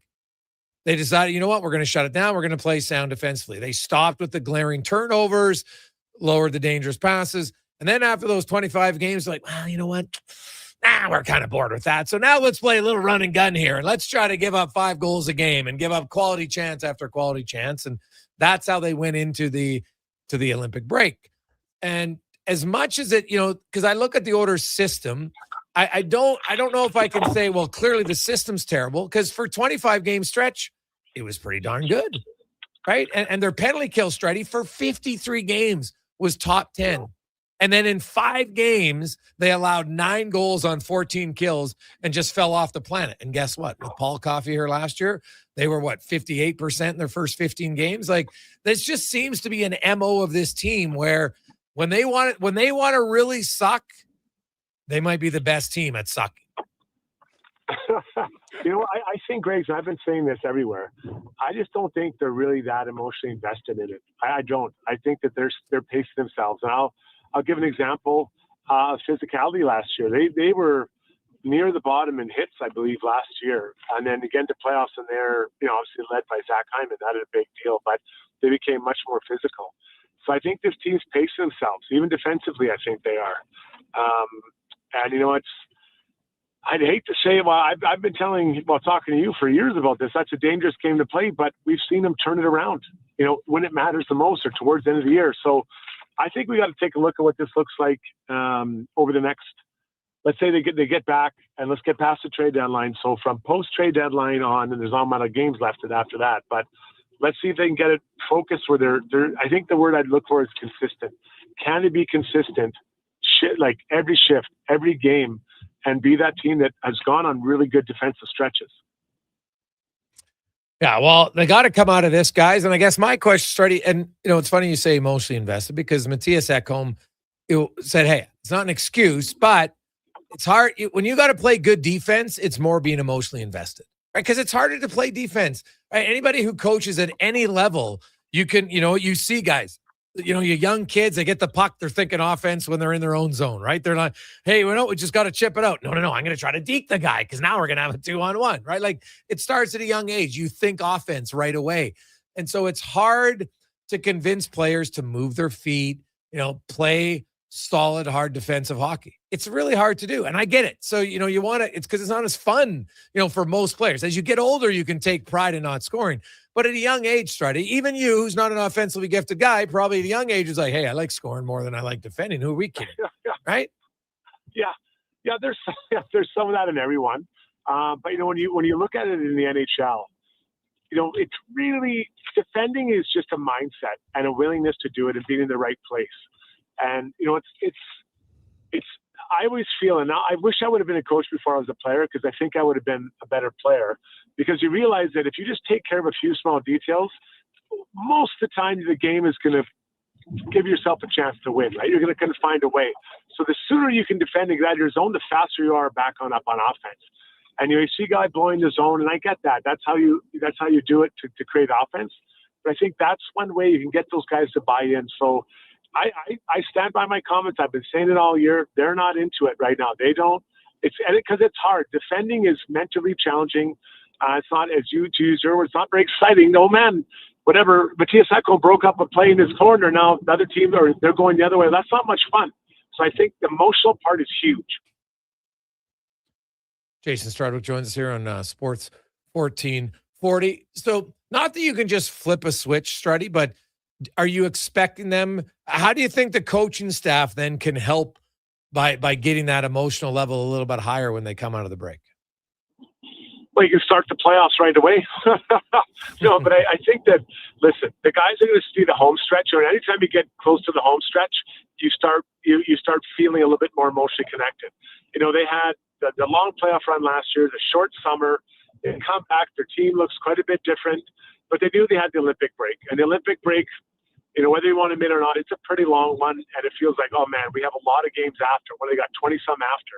So when they come back, they get these practices. I'd focus on the defense, being crisp, all that kind of stuff. And then the big guys come back, and then you hit the ground running. And I will think that we'll see an uptick. It won't be perfection, but I think that just naturally, because it's now where we're at past the Olympic break, there'll be an uptick. DR? Yeah, quickly. I know it's the oil report, but, well, we're extending things with overseas. Connor McDavid, do you like his line mates at the Olympics with Wilson and Celebrini? Yeah, I mean, I wanted to see Celebrini on his wing. I mean, he's much watched hockey now on the Sharks, and he's a really smart player. So, and you know what? He wins. He gets pucks back. I don't think people understand. He's a good puck battler. Like he's heavy on a stick. He wins puck battles, and that's something that every skilled player wants to play with. And Celebrini's a skilled player. But now Tom Wilson, what a big body. I mean, he is a huge guy, and I wonder how quick he can figure out how to complement Connor. You know, he's got to go in and you know, use his speed because he's a big, fast guy. Get to those hard areas, you know, drive through areas, drive to the net, and kind of just create chaos so that Connor can dart in there and grab the puck or make plays or whatever. But be ready because Connor is going to feed him. I mean, Wilson can score. This isn't, you know, just a fridge beside him. So I really look forward to seeing it. I'll be interested to see how long they give these lines a chance. You think about Sam Reinhart's on the fourth line. Now, I know it's a little different when you're talking about the Olympics, but, you know, if it doesn't work right away, they change after a game or after a couple periods. I hope they give these lines a bit of a chance because it's a little different than the Four Nations process where you have 3 exhibition games that are very, very, very winnable. It's true. Struddy, have yourself a great evening. We will chat with you next Tuesday. Yep. See you guys then. Lots of Olympics to watch now. Oh, yeah, buddy. Hey, buddy. Geared up. What are you most expert in now when you watch the Olympics? Like, what sport do you like? Oh man, I totally know this sport now. Biathlon. I watched it this morning. Got the kids to school. Came home. I sat down. I think it was a 20-kilometer sprint. 81 competitors. I loved it. And I'm a bit of a cross-country skier. You know, amateur. Obviously, I'm not quite Olympic level just yet. Probably need to come more winters. But I really enjoyed it. Watching these guys roll around and shoot their targets. That's a tough one to lower that heartbeat, man. That's hard. Did you watch the skiathlon? The Swedish? Yeah. That's one of the more dominating performances you've seen in Olympics. To be that far ahead of everybody else, like ridiculous. Oh yeah, I couldn't believe it. I thought it was a misprint. Yeah. I did. Like she's 51 seconds ahead of her own teammate and then like a minute and a half ahead of everybody else. Like that's like the best of the best, and you're absolutely dominating them. Like that was impressive. Really impressive. Well, Struddy, I'd love to see you shoot because something tells me that your accuracy, you know, we'll see. Maybe you make it like think it's a shootout when you're doing biathlon. That's probably what you do. You'd close your eyes. You'd think about your shootout, and maybe that would hit your target. Who knows? Well, 2 for 2 in the shootout. Most pressure-packed situation in hockey, and I've delivered. Why wouldn't I deliver in the biathlon? Yeah, well, I never know. Now, here's a question I had, because I know in your first shootout, you were aiming in a different area than your shot actually went. So in your second shootout, were you aiming short side shelf? Confidence was very high because of my history in the shootout. I didn't have a history before I did my first one, so this one was really high. And I was waiting. I waited out Ben Scrivens. Man, I got him on roller skates. There's no doubt about it. And he didn't know what to do. He didn't know what I was going to do. I had so many options out of where I was. I saw the glove ion dip. Like any natural-born goal scorer, top shelf. See you later. Saw the glove hand dip, he says. I didn't realize that. It was so equated.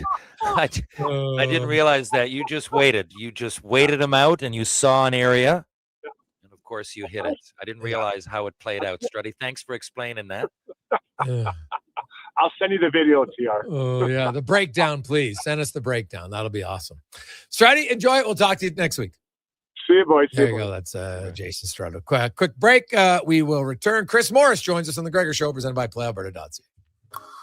Ooh, girl, the way you touch that thermostat, it really turns me on. Like a heat exchanger, sensual phenomenon. Wanna play your favorite song while we turn the heat on like a legacy of love. Legacy Heating and Cooling keeps your Valentine sizzling hot. You can afford to shower your Valentine with affection because Legacy offers no payments and no interest for 1 year on your new furnace. And that's how you build your legacy of love. Legacy Heating and Cooling. Hey, Edmonton, did you know a local Play Alberta winner scored over $500,000 on Mega Jackpots Ocean Bells? Think about the season tickets you could lock down with that kind of cash. From major casino winners every hour to jackpots worth millions and hundreds of popular games to money that stays in the province, there's never been a better time to sign up for Play Alberta. Download the app today to get started with casino, sports, and lottery all in one app. Must be 18 plus to play. When you gamble, use your game sense. Hi, Mike here from Northgate Chevrolet Buick GMC. Free trips, free iPads, a barbecue, a wood stove, the #1 dealer in the world. What? Who cares? How about no pressure, a great deal, finance rates as low as 0%, trade values you can be happy with, and an indoor showroom. And we're pretty good people. Stop in and see us today, 13215 97th Street, or visit us online at northgategm.com. The future of female hockey is here. It's season 2 of the Female Super League, the first ever female-only independent hockey division in Western Canada, with teams from British Columbia, Alberta, Saskatchewan, and Manitoba. Featuring 16U, 14U, and 12U divisions, the FSL brings showcase weekends packed with thrilling games, and our 14U and 16U have been pioneering the advanced body checking rule, empowering young players. The Female Super League, where the best in female hockey takes center ice. Details at femalesuperleague.com. If you've got a smart speaker, get it to play Sports 1440. And it doesn't matter when you listen as we roll out the sports talk 24 hours a day, 7 days a week. Edmonton's home for sports radio is Sports 1440. Debt can take over your life. The stress, the constant worry, it can feel like you're drowning. When people come to see me, they're often anxious and feeling hopeless. But when I explain how I can help them get out of debt, those feelings melt away. I'm Parveen Middleton, licensed insolvency trustee at BDO here in Edmonton. I will create a personalized debt relief plan so you can move forward with confidence. Call 1-833-BDO-TALK or visit bdodebt.ca to discover your debt-free future.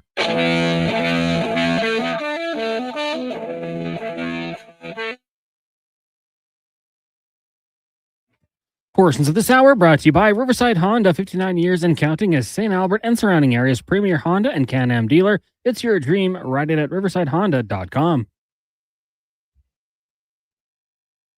The Jason Gregor Show, the best of Edmonton sports talk and beyond. This is Sports 1440. Presented by PlayAlberta.ca, Alberta's only regulated online gambling website.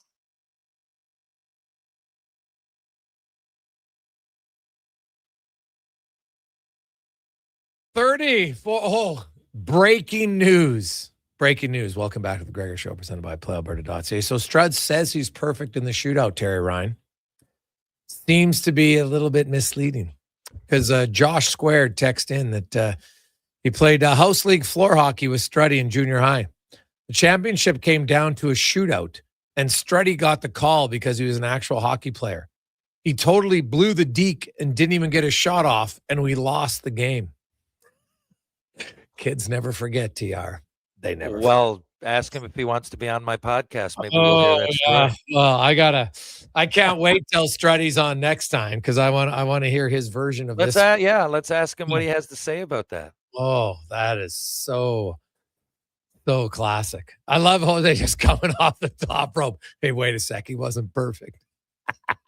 Hey, I was surprised, though, with his shootout in the Shoresy game. It was Scrivens, too. It's not like we had some yam in there. This guy was, Scriv was in pretty good shape, and he's a good goalie. and Struds went down, man. He went shelf right up over the glove side. Like he said, I was blown away. I didn't know what he was going to do, but I didn't think he'd be so confident and go like under the bar. It was really impressive. You know what? I watched this shootout and I was like, wow, that was actually a pretty good shot. So now that he's off air, we can. I got to give him a bit of credit there. Yeah. Like, I don't think he could do it over and over. I'm not sure. Maybe he'd prove me wrong again, but I was impressed. You know, he doesn't emit, you know, this vibe of skilled scorer. You know, when he played, he was very effective at what he did, but it wasn't scoring. No, that is totally fair. Let's get to our football report now, brought to you by Legacy Heating and Cooling. Home to no payments, no interest for 1 year on your furnace. Stay warm all winter. LegacyHeating.ca. As we are joined by the president of the Edmonton Elks, Chris Morris. Chris, welcome back to the show, man. How you doing? Good. How you doing, man? I'm excellent. Busy time for you guys. Of course, free agency. I know they'll unveil the free agents tomorrow. But also in March, you're going to host a combine and a huge Coach of the Year gala in Edmonton. It's going to have a new Ted Gouveia Award, also the Hugh Campbell Award, and some awards for some local Edmonton and area teams. Kind of tell us about what's going to happen on that March 25th. Yeah, we're excited. It's sort of, the combine's always sort of the end of the year before and the kickoff to the new season, right? So we're having the combine here that week, and then we're culminating it with the CFL Coach of the Year dinner. Really good event. It hasn't really been done this way as part of combine ever. Our idea is to make it into this black tie event where all the proceeds go back to serve amateur football here in the province. So like, we're having it March 25th at the Westin Hotel, 6 p.m. reception, 7 o'clock dinner, and anybody who comes is gonna be like, you know, rubbing elbows with the best coaches in the country at the professional level. And then we're going to have a bunch of amateur coaches in attendance as well that we're going to recognize for, you know, the excellence they've done this year in part of our community. So how can people get involved? Yeah, so you just go to our website. You go to goelks.com. You can purchase tickets there. You can get information there as well. We'll be sending out more information as we go. We're still locking down who our keynote speaker is going to be. We're working on that. You can buy a table. You can buy a table for $1,700 and $1,750, or you can buy an individual ticket for $200. And just keeping in mind that all this money goes back to amateur football in the province. So you're going to have a great night out, but you're also, you know, you're helping give back to the sport that we all really love. So, Chris, the combine obviously is a pretty big event. What does it mean to host the combine? Is there a benefit as an organization that you see? Well, absolutely. Like, I think anytime you bring an event to Edmonton, like, you know, our friends at Explore Edmonton are working with us on the combine, and they want to bring events here that highlight our city. I love the fact that all the draft choices are going to get to see Edmonton and feel the vibe we have going here and see our facilities and all those different things, because I want them to be excited when we pick them in the draft. And I think getting exposure to our staff and to our facilities goes a long way to do that. So the combine to me is always the starting point. You get to see those kids. You know, you see them for a series of days. You get up close and personal with them as far as getting to know what their character is. And, you know, the athleticism obviously is part of competing against the other guys who are there is a big part of it. But having them in our home and seeing how they respond here is it's an advantage for us for sure. Okay. Looking at the team, because I know obviously you let Ed Hervey run the player acquisitions, but I did want to get your thoughts, being a former offensive lineman, when you see that your team's going to bring in some offensive linemen, and how you think that can alter just the shape of a team, being a former lineman. Yeah, you always want to get better, right? And so we, at the end of the year, we all sit down together and we look at, okay, so where are there areas where we need to improve? And we felt that our offensive line, we have some good players on our O-line currently here, but we've brought in some guys that are difference makers and some guys that are going to make a massive difference for us. We have a drop back quarterback who, we feel if we can give him time, combined with the running back we have and some of the receivers we have here in town, we've got some weapons now. And I think you have to bring in people up front that give time and space. And I think Ed's done a tremendous job of bringing in some people here that are going to give us that little bit extra to throw the ball, a little bit more space for Rankin to run the ball and Leak to run the ball. Like we feel really, really good about how we've upgraded in that position. Now you coach Carter O'Donnell. Can he play equally well on the left or the right side? Does it really matter? Yeah, Carter O'Donnell can play anywhere. Like, he's a very, very good athlete. He's an exceptional player. He can play guard. He can play tackle. He can play right side. He can play left side. So it doesn't really matter where you put him. He, like, for 2 years in the NFL, they were looking at him at left tackle. So to play left tackle in the NFL, you got to be something. And so he was actually sort of on a playoff contending team playing left tackle and looking to get onto a roster that way. He eventually got on the roster as a guard down there, but like, he's that kind of athlete. He can play anywhere. Okay. Because I look at some of the guys you brought in and I'm like, this guy is your left guard. And the other thing is, Chris, and I know when you played, there's a lot of guys, yourself, Bruce Beaton, like, you need a certain amount of nastiness in your offensive line. Obviously, you need skill, no question, but you need that. How much does that play in, do you feel? And was that missing at times to your O-line last year? You know what? Those guys all played hard. There's a different sort of like, there's a different mentality associated with playing with a high degree of physicality and violence and all those different things. And I think those are valued by us here as an organization as we build our team. So physical football is something that Ed preaches and Mark preach on a daily basis. And for us, like, the more physical you are, the more valued you are here. And we'd honestly rather have people who err on the other side of it than err on the side of not being physical. So we've got some of the right pieces coming in here, we think, to push that threshold a little bit. I know that's part of when we look at evaluating the kind of people we want to bring in. There's an element of that we greatly covet. So for me, yes, I think that's a big part of looking at evaluating an offensive lineman. Okay. Chris Morris joining us.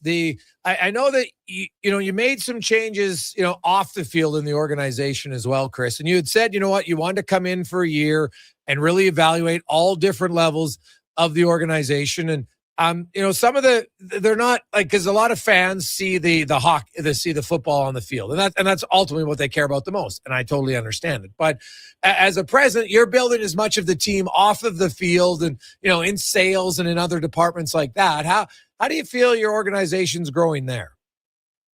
Yeah, I think we're in a great spot. I think there's like, Jason, I'm a big believer in everybody sort of going in the same direction, and it really doesn't matter like. You need talented people, but more importantly than anything, you need the right people. You need good people who want to get together and accomplish something together. And like, us getting aligned as a staff isn't as simple as just coming in and telling everybody, okay, this is what we're going to do. You got to build that into your staff, and you got to get some consensus with everybody as you talk through it. And we've come to some real consensus as a staff as to the way we're going to do things. And there's been some people who love it, and there's been some people who have decided to move on.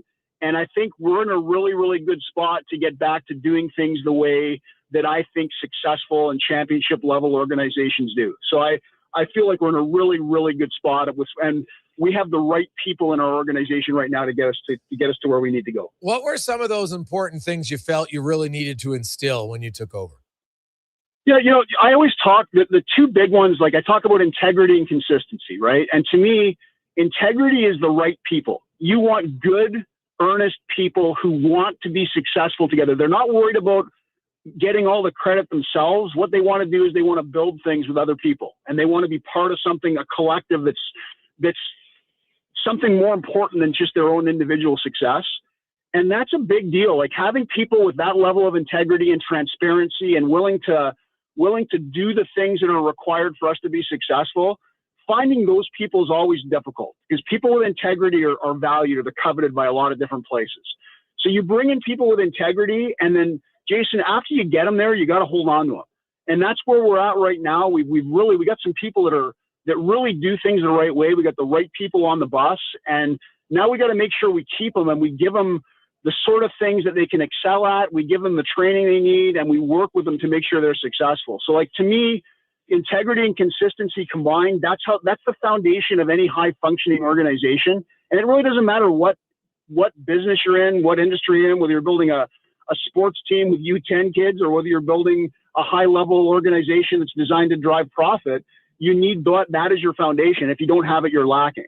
So talking about those things as our staff and making sure people understand that those are foundational pieces for us, I think was a big part of the journey. And Jason, I'll be honest with you, some people don't want to be part of that. Some people want to look out for themselves. Some people have other ideas about the way things should be done. And it's not personal, but they don't fit here then, right? And I think we've got to a point now where the people who are here understand how we're going to approach things, and they want to be part of something like that. And like I said, I think we got the right people. Chris Morris, president of the Elks, joins us, and I know, Chris, like season tickets, you guys are well ahead of where you've been in the past few years. Well, when you talk to fans and those that, because hey, people will say, "Yeah, I'll come to the game." It's different when I come to the game for free compared to if I come to the game to pay for a ticket. What's been kind of the response from fans as far as purchasing season seats, etc.? Yeah, we're doing incredibly well. Like, we're months ahead of where we've been in many, many years in season tickets. Like, if you look at our history here for the last almost decade, it's been a steady decline in the number of season tickets we've been able to sell. We're poised to be the first time in many, many, many years where we're going up in revenue with season tickets.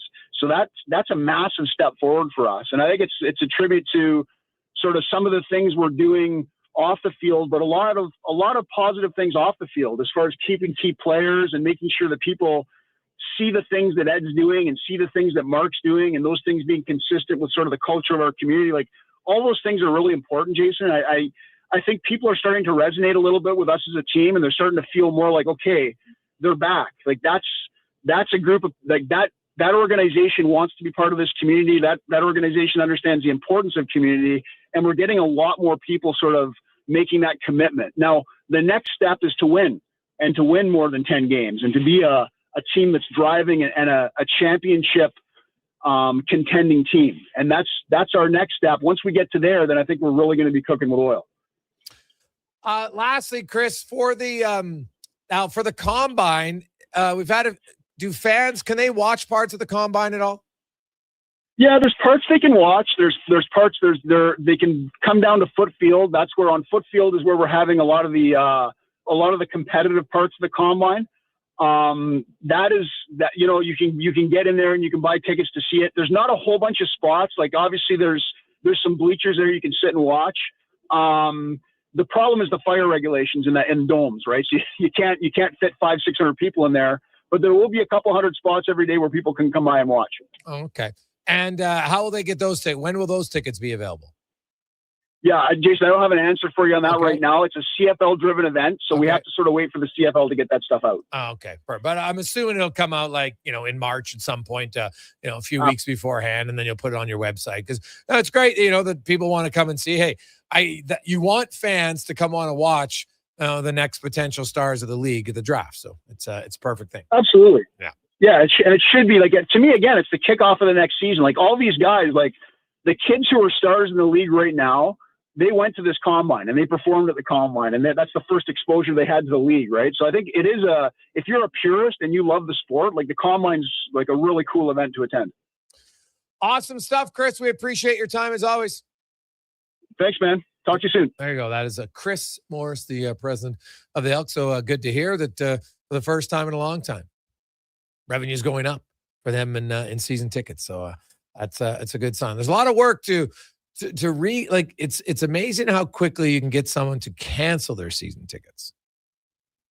Right? You get for somebody now, and I shouldn't even say that. You've got to do something really bad, or something to really irk someone who's been a long-time season ticket holder. Like, because usually it's not, oh, geez, the team's been bad again this year. Oh, geez, the team's bad again this year. Oh, the team's bad again this year. Right? Like, there's that. And then once some of those people cancel, like, they're done. Like, some will come back, sure, but not a lot. And so now you have to regain trust from, I know that sponsors, I know for a fact, having talked to some people in sales, they've had some real challenges. And, under Chris Morris, they had to mend a lot of fences that were broken from previous regime, and just, making promises that weren't kept. Like, things that you should never do in business. Anybody listening who's a business owner or works high up in a business understands, like, there's just certain things that you break your word, like your word, and just like in life, like the minute you don't honor your word, or especially honor a contract, like, man, that will irritate people to the point where it's unforgivable. Now, it's a new regime, and I think originally some people are like, no, I associate you with the Elks. Even though you weren't there, it's the same organization. But over time, you come back, and that's really been a big part of their job, is just kind of repairing some broken partnerships. And you regain those. Yeah, obviously you have to build a winning team. No, like, to me, I think it's imperative that the Elks make the playoffs this year. They don't have to win the championship, but they got to make the playoffs. We'll come back with 5 questions on the Gregor Show, presented by PlayAlberta.ca.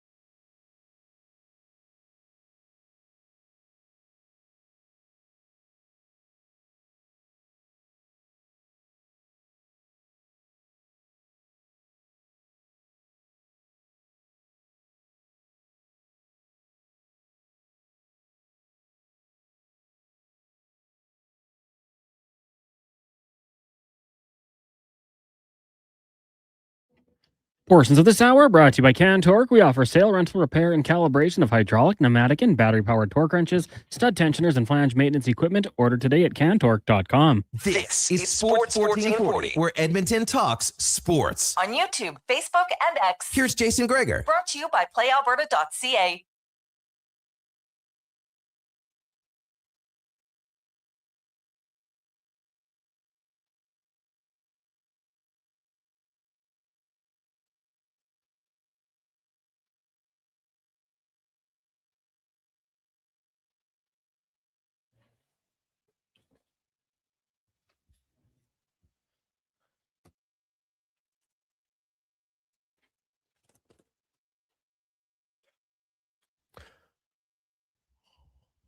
Rolling through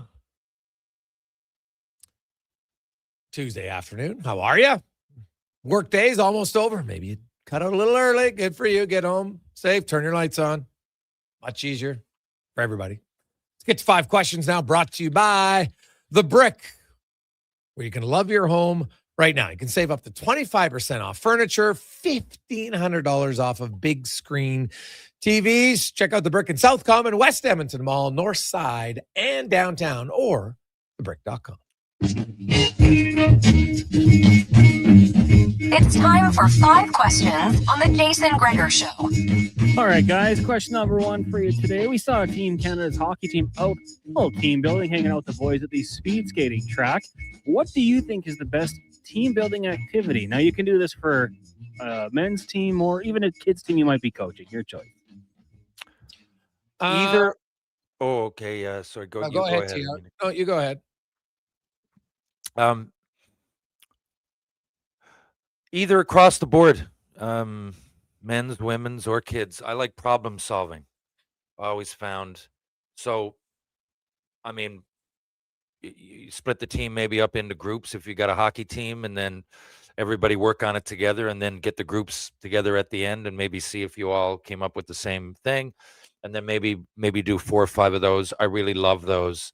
Outside of that, maybe do that and then go right to a team meal, and then you got something to talk about. That's my favorite way to do it.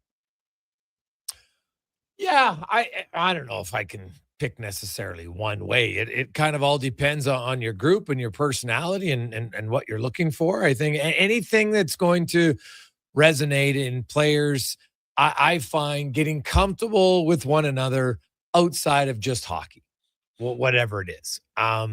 You watch another sport like that, you're going to see, like you saw the reactions. Some guys are a little bit more stoic. Others are very demonstrative, and that's fun. There's really no pressure there. I think at this point, you just want to do anything that's going to take away the pressure of the Olympics. Question number 2. After seeing the Canadian women's performance against the Americans today, do you have any faith that they can beat them when it really matters, aka the gold medal game? No. I got to be realistic. No, Team USA is just faster. They're better right now. It's been 5 games and it's been complete domination. It's not like Canada was, the American goalie was standing on her head today and just couldn't score. That's not been the case at all in any of the games. So no, sadly, I don't have any faith. Well, who's the first place team in the NHL? It's Colorado or Tampa Bay are right on their heels, maybe. Mm-hmm. Right. So if they play, I don't know who's in dead last. I could make a guess, but in any case, whatever that spectrum is, if they play each other 5 times, I'm still not sure it's 29-7. So I think the women have a long way to go. So is it possible? Yeah, like in a 1 out of 10 way, but I don't feel positive going in after what happened today.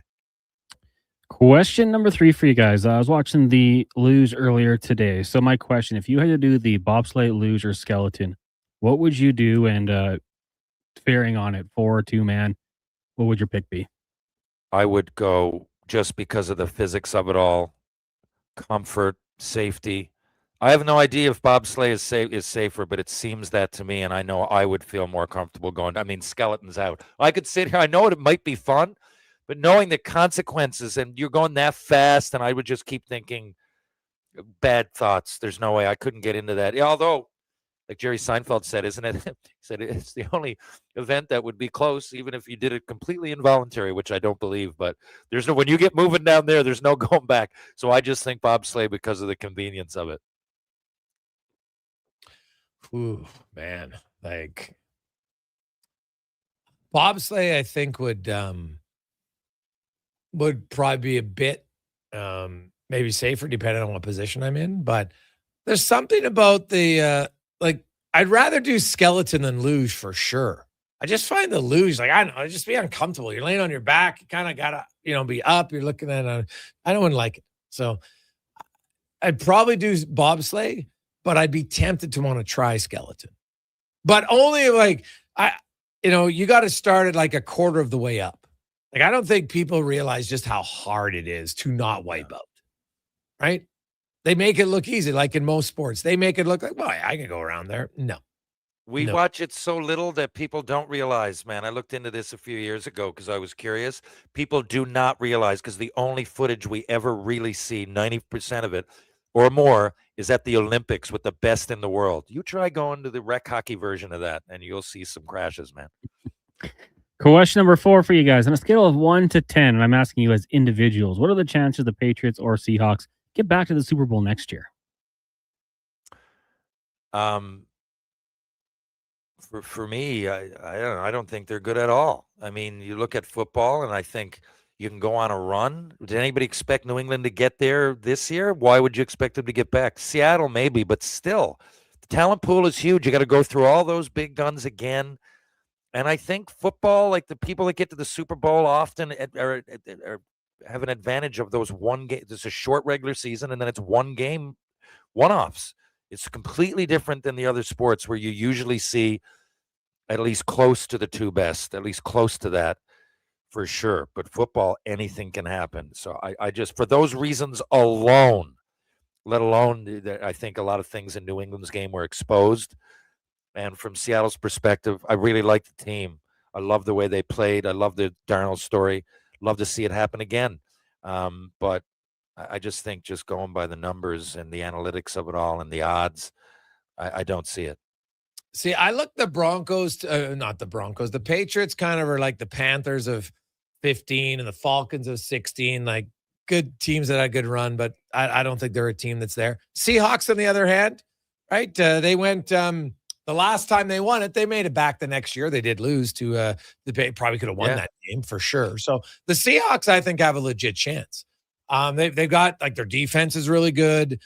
They've got an elite receiver. They got an elite running back who, I'm like, on a side note, I can't believe that to put a franchise tag on Walker costs less than a franchise tag on tight ends, half of what a franchise tag is for a receiver, and even less than a linebacker. Like, that to me is the easiest decision in the offseason. Seattle to just franchise him at $14 million. Like, it's kind of a no-brainer. So I'm going to say Seattle has a pretty good. I would give Seattle like a 6, and I would give New England a 0. Yeah, that's about me too. Yeah. Final question for you guys today is on this day in 1939, Stagecoach, starring the Duke, John Wayne, was released. So fast forward about 100 years, give or take. If you could make a Western movie today, who's starring in it for you? For me, sorry, I went out of turn last time. But I'll stick to what we normally do. So, Western, there, myself. Boom, I'm an actor. I got cowboy boots. No, I would love that. You know what I really think? I'm kind of joking there, but I would love to do another Western. I did one that was kind of close to a Western-ish called A Fire in the Cold Season. I got to wear my cowboy boots and one scene a cowboy hat. But I think the Three Jims from Shoresy would make a good Three Amigos or some kind of take on that. I think there's a world where you could put three of them in a cowboy hat, have an adventure on some kind of Western situation, mountains maybe, whatever it might be, some situation, some obstruction. The Jims have to come in and save the day. I think that's an idea. Could be pretty funny. All right. Now, are we talking, Collins, like best actors today to put in a Western? You're filming starting tomorrow. Okay, yeah. So who would you want to have? Somebody who's around. To see a lot of some of the best Westerns, Kevin Costner's really good. I just think he might be too old now. But he's already been established, isn't it? You're asking who would be good in a Western that hasn't really worn that face. Oh, is that what it was, Collins? No. I mean, if you want to go with a safe pick, I see. Okay. Oh yeah, no, I'm not gonna pick. I'm not gonna pick Kevin Costner. But I'm saying I thought about it, but I'm not gonna pick him. I'm actually, what I think would be good? Austin Butler. I think you could pull off the look of a, kind of, I'm thinking like a remake version, like a newer kind of unique spin on the Young Guns. So I would go with Austin Butler. Well, if it is, I'm gonna reiterate, change one thing. If it is people that have already been in, and I love Clint Eastwood, I can't say I love John Wayne. The Searchers would be my favorite. He's in so many, but I would go with Sam Elliott. Isn't he born in a Western? Isn't he born in a cowboy hat? That guy seems like he played a Western baby at 3 years old and still does it. I think when he's 150, he'll still be doing it. I don't think of him in anything, in any role other than something on the Western front, with a Western theme to it. So I will change to Sam Elliott. Ooh, all right. Cons, what about you? Good voice there. Well, it's about time. I think that someone who's conquered action movies is pretty good in comedy. I'm going for The Rock, Dwayne Johnson, making that next step into a more serious. You can think The Rock could wear a serious one. I see where you're going. Serious role. He's got to get those chops going next. Plus, the name value is going to make a lot of revenue. So I'm going that route. Okay. Western's great too because it can be a comedy, it can be a thriller, drama, just a straight up gun slinger movie. There's so many ways, directions you could go. Okay. I'm just trying to picture The Rock in a cowboy hat. I'm having a hard time. Because if you're in a Western, it's got to wear a cowboy hat. I think it's kind of I think you do. kind of a mux. Oh, I googled it. Looks great. He can pull it off. It'll be a big ass hat. TR, thanks for this, buddy. Have yourself a wonderful Tuesday. Thank you, Connor. Thank you, Jason. Thank you, Edmonton. I'll see you guys again soon. Let's get to the Con Man and a Sports 40 update brought to you by Northgate Chevrolet Buick GMC.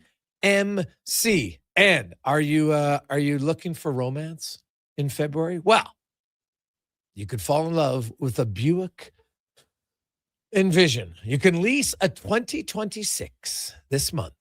All-wheel drive. Zero money down. $265 bi-weekly payments. And that includes GST. Stop in for a test drive today. NorthgateGM.com. This is the Sports 1440 update.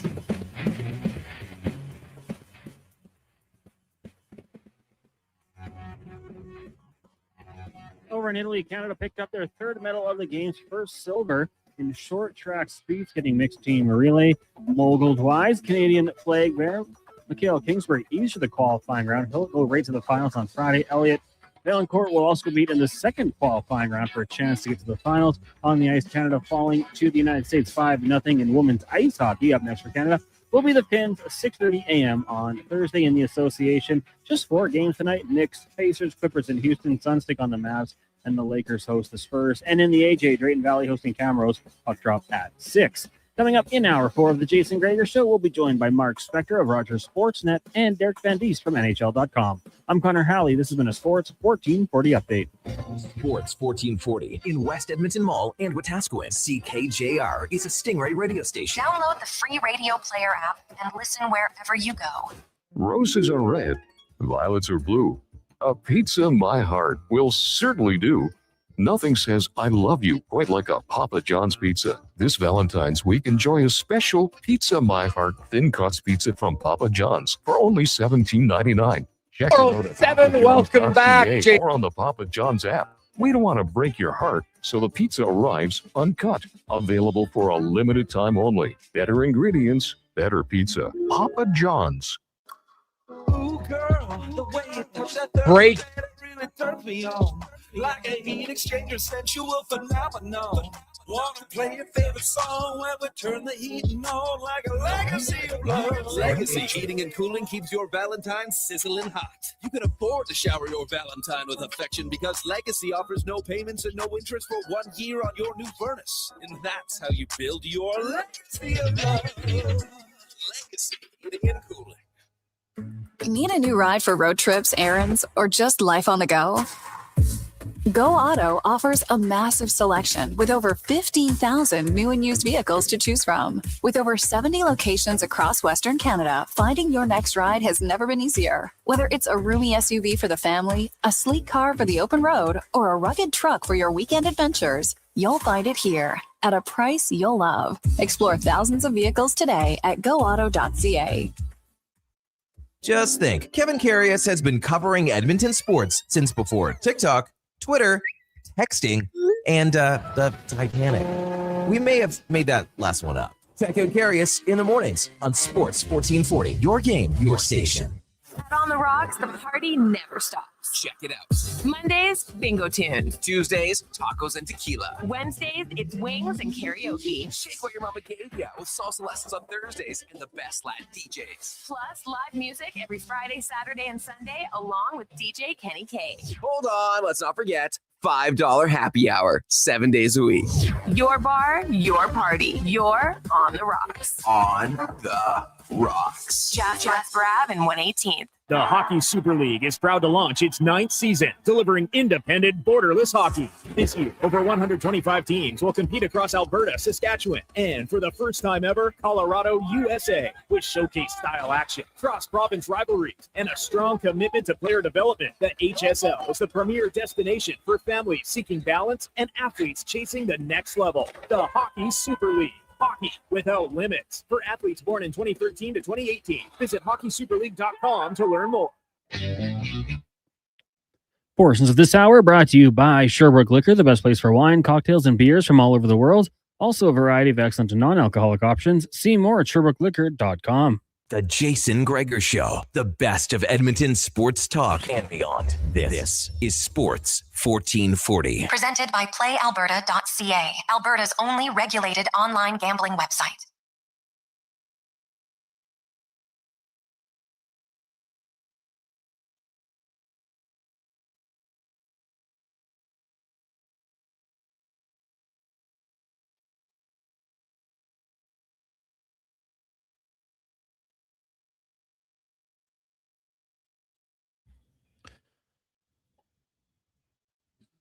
.507, welcome back. Jason Gregor. Connor Halley with you on a lovely Tuesday afternoon.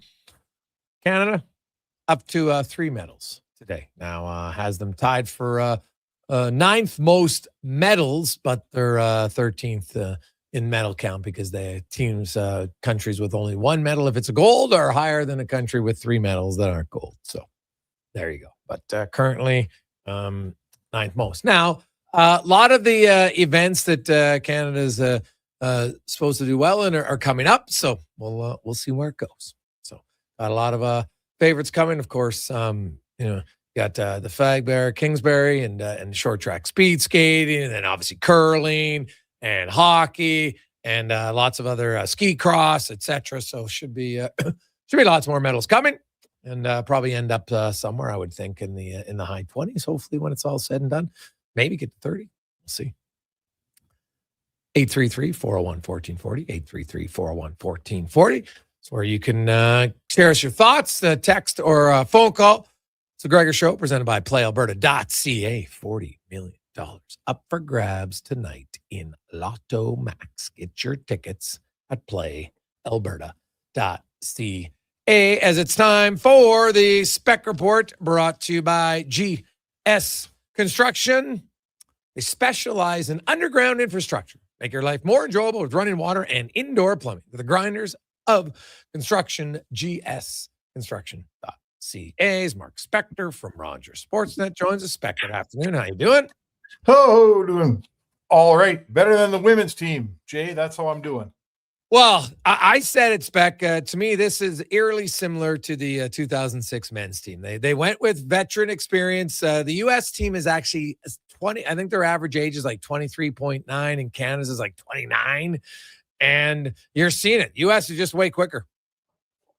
Oh, you didn't have to watch that game for 10 minutes, and you could see it right away. Right, the blue team is faster than the red team. There's just no doubt. Right up and down the lineup, they're quicker. I know that they're younger. I didn't have to look at the roster to see that with my own eyes. They're clearly younger, faster, quicker. Today's game, if you can't skate, you can't play. And I'm not saying Canada can't skate, but if the other team is that much quicker than you, you can strategize all you want. I heard some people saying, man, we're going to have to figure out how to muck up the gold medal game and play it along the boards. And I'm thinking, good luck, pal. How you think you're going to do that? Yeah, it's not how the game's played, man. Like, you can't, like, what are they talking about? You can't play the game that way. It's virtually impossible. Like, if you want to play dump and chase all day, all dump and chases lots of times. If you're not quick enough to get to the puck, it's just a giveaway. All that happens is a giveaway farther away from your ice, from your own end. So it will be, it's going to be fascinating. Like, hey, obviously Poulin will help, but even when she was in the lineup, they got outscored 24-7 in those in the rivalry series. So this is just USA's a better team right now. It's unfortunate, and I'll say this: you're going to have a lot of chest bumping from the Americans if they win the gold medal over Canada in the women's game. Probably extra loud because a lot of them don't have faith that the men's team is going to win. So that's just going to stoke the rivalry a little bit more. Because, Canada will be like, they'll get sick of hearing the Americans, and then that'll make Canada hopefully get a victory on the men's side to make it even more special. And, hopefully we have a double gold medal matchup of Canada-US in this tournament. Well, yeah, I think that would be fun, I suppose. I mean, that's speaking as a Canadian.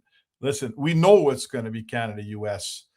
Well, we don't know. I mean, the way Canada doesn't look great. We pretty much know on the women's side what it's going to be.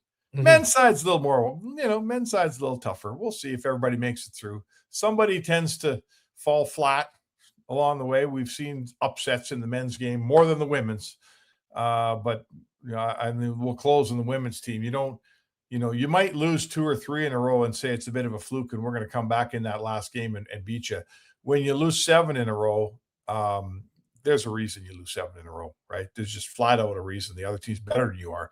Can they win the game in the gold medal game, Jay? I mean, I guess you can win the gold medal game, but oh boy, it would be your miracle on ice at this point, wouldn't it? Oh God, yeah, it would be, honestly. If Canada was to find a way to win that gold medal game, that would be one of the biggest upsets ever in women's hockey, because USA right now looks like a juggernaut. There's no denying it. Okay, we are about what do we got? About 39 hours before Canada plays on the men's side. We'll see them against Czechia, which you know what, will not be an easy game by any stretch of imagination. But tomorrow, Slovakia will kick things off against Finland in the opening game of the tournament, and it'll just be nice to kind of see where they're at. And I'll say this, I'm always kind of curious to see how the Finns are going to look in these tournaments, because they always seem to, for a country of only 5 million people, man, they give you the best of what they have all the time.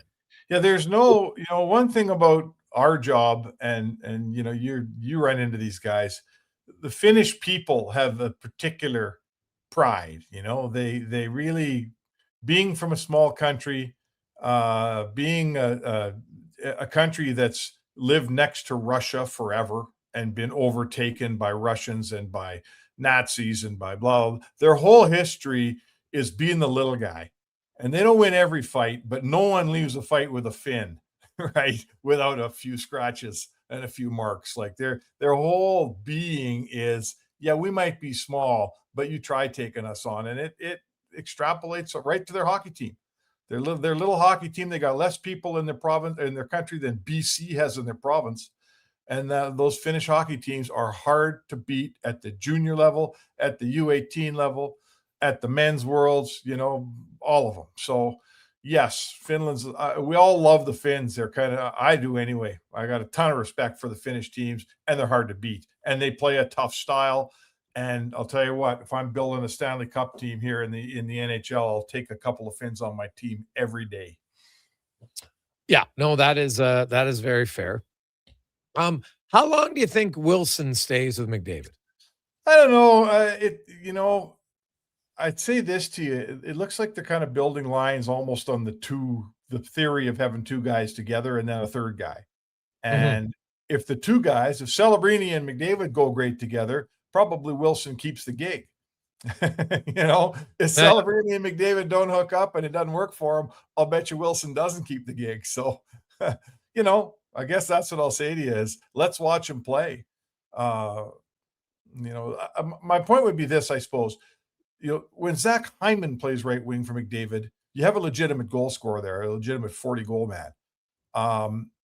Do you feel like in this setup, with the centers they have down the middle in McDavid, McKinnon, and Crosby, with Celebrini on the left side, do you feel like you need to furnish McDavid with a right winger who could also score? Like, should it be Marner? Should it be Reinhart? Or do you think giving him Celebrini and a guy that's hard to play against is enough, right? I mean, it seems like it is. What do you think?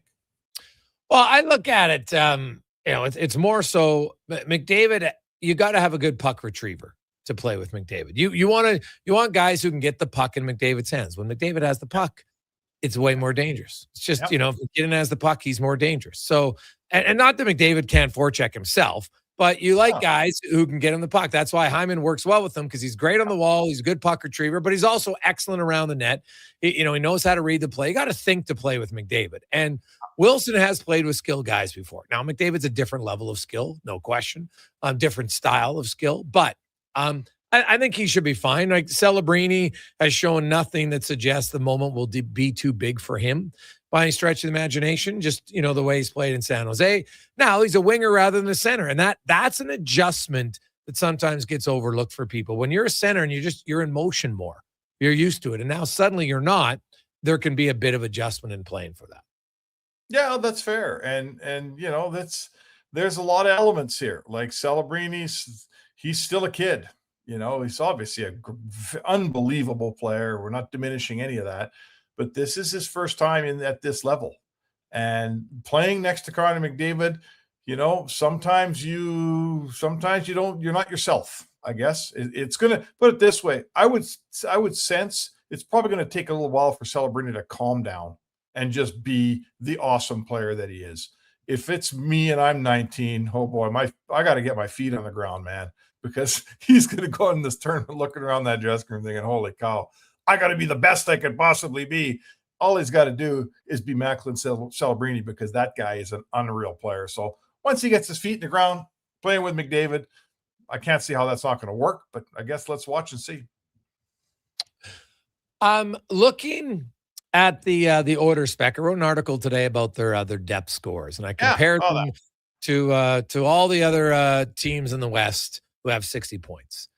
And I was questioning the people suggesting that it was lack of opportunity and ice time that was holding back the Oilers' depth players. And after doing all the research and crunching all the numbers, I think it's bang on. They're just simply not producing. And actually, their depth guys, if you want to go team by team, 12 minutes a night, players like that, like there's a few teams who have some guys who play a little bit more, where the third line in Seattle plays more. But that's because the top line in Seattle doesn't score very much, right? Yeah. It's just their top line's not going to play way more minutes than Seattle's third line because they don't outscore them, right? Like that's the reason, right? The Oilers' top line outscores them. So I think Colorado's the only team that has more goals in their top six order forwards than Edmonton. So I get why they play those guys a little bit more. But I was actually kind of surprised at just really how bad the production's been per minute from some guys in Mangiapane and Henrique and Janmark and Frederick. Like Matt Savoy, no issue with his minutes. Roslovic, no problem with him. Kapanen, zero complaints. Yep. It's really been the four guys, even Curtis Lazar. Like Curtis Lazar has more goals than Henrique and Janmark and Frederick, and he's playing like 3 minutes less a game, and he's played fewer games. So I don't have much problem with Lazar either. No, absolutely. I mean, you describe exactly what I'm sure you poured over the stats. I saw the piece. There's no question that they got a bunch of passengers in their bottom six here. And I know it's one of the oldest, conundrums in hockey. The player says, the coach got to play me more so I can produce. And what's the coach say, Jay? He says, start producing more and I'll play you more. We've watched this in hockey since the day I walked in the door. Veteran players like Henrique, like Janmark, like Frederick, those guys have to, by now, by this point in their career, they've made careers out of playing that number of minutes and being relatively productive. No one is expecting 20 goals out of Janmark or Frederick or any of those guys. But Henrique, his offense is completely disappeared. Like there is no offense there. Janmark for a couple of years now has been a guy that gets you a few in the playoffs and none in the regular season. And we've beat up on Frederick enough here, like 3 points in 4 months. So, I don't think any of those guys can look at anybody in the eye and say it's the coach's fault. It's the fault of the minutes, right? They're not doing anything with the minutes they're getting. That's why they're not getting any more minutes. Yeah. Well, I was looking like Trent Frederick was playing 12 minutes a night in the first 2 months, and he had 2 points, right? Yeah. And remember, McDavid was like, hey, let's get Frederick off to a good start. He's played a few games with him. Didn't work. Then Trent Frederick actually scored in the Oilers' 5th game of the year. He didn't have a long slump to wait for his first goal, and it was the game-winning goal, the opening goal against that Ranger game, right? Yeah. So that was their 4th game of the season, I think it was. So it wasn't like he got off to this. He got to play center in that game where he had talked openly, wanted to play center. So I'm kind of like, how do you put him in a bad spot here? He hasn't found his legs, hasn't found his confidence, whatever it is. And it's got to be up to him at some point. You can't, everybody always likes to blame the coach. Well, I went back and crunched over all the numbers. Like, look at Mangiapane has played as many minutes, it's actually 8 less, 5-on-5 than Corey Perry did last year, all year with McDavid and Draisaitl, either both or separate. And Mangiapane's done that already. Perry had 15 goals last year. He had 4 goals in 210 minutes with Derek Ryan and had 2 goals in 110 minutes with McDavid. It didn't matter who he played with. He produced. Yep. And Mangiapane isn't. So I don't buy the, these guys, it's all this or that. Like Matt Savoy has basically played essentially Connor Brown's minutes, and he's exactly on pace to score 13 goals like Connor Brown did last year. For a rookie, he's done more than you could ask. But it's the other guys, and they're either going to have to find their game or the Oilers are going to have to find someone else. Like Josh Szymanski did more in 5 games than those other guys did, and he only played 9 minutes a night. So you're describing a hole that, I mean, let's face it, the GM's dug this hole. These are guys the GM brought in. I'm not blaming Bowman for Henrique. You know, he inherited Henrique. He inherited Janmark. He signed Frederick and he signed Mangiapane. And, you know, I think we've been through this a little bit already, but when you're the Oilers and cap space is tight and you got just over $7 million at free agent day to spend and make your team better, and you spend that money and you don't make your team any better, right? That's crushing. Like, that crushes you. Last year, they found a way to overcome Skinner and Arvidsson. You know, when the chips were down, those guys were in a press box in the playoffs. They weren't helping. Arvidsson helped you a little bit once in a while. Skinner barely helped you at all. But they blew free agency 2 years ago and managed to make some pretty – Bowman came along and the White Horse made a couple nice moves, found a couple of guys. They did okay with that. Now he's got to do it again. Like, this time it wasn't Jeff Jackson digging the hole. This time it's Stan Bowman digging the hole. And it's a deep hole, right? They don't have money floating around on this team to go get a whole bunch more guys. Any moves they make, Jay, at the trade deadline here are incumbent upon him finding a way to get Mangiapane out of here. And, you know, I don't know if he can recover. Like, I don't know. I'm not sure that Bowman can dig himself out of this mess this year, but this is his mess, right? This is his mess. He dug the hole, and now he's got a shovel. He's got to stop digging and start filling it in. Can he do it, Jay? What do you think? Wow. It's a great question, Spec. I think that you're not going to fill every hole because every team has holes, right? At some point. So it's about, can you fill the right one, right? Like which is the most important one to fill? And that's the one you got to fill. Well, I guess, I mean, my question sort of becomes here is what's the cost to, you know, let's say the priority is a defenseman to play with Nurse. Let's say your priority is a number 4 defenseman. You got to find some cap space here. Well, they clearly can't move Mangiapane. So what's it going to cost to move Mangiapane? What do you got to give somebody to take Mangiapane, right? And take that cap hit and get it out of your off your ledger, not just for this year, but for next. So what do you got to give up? That's going to be the cost. And that's you're giving away a nice high draft pick right there. I'll tell you what. So sure. I mean, let's see if he can find the right guys. He needs 2 players. And the problem is he had got a chance at 2 players and he blew it. He blew it on Frederick and he blew it on Mangiapane. Now he needs 2 more players. So if he can get him, my hat's going to come off to him. Like, I'll give him credit, but it's a deep hole and it's complicated to get out of right now. Yeah, very true.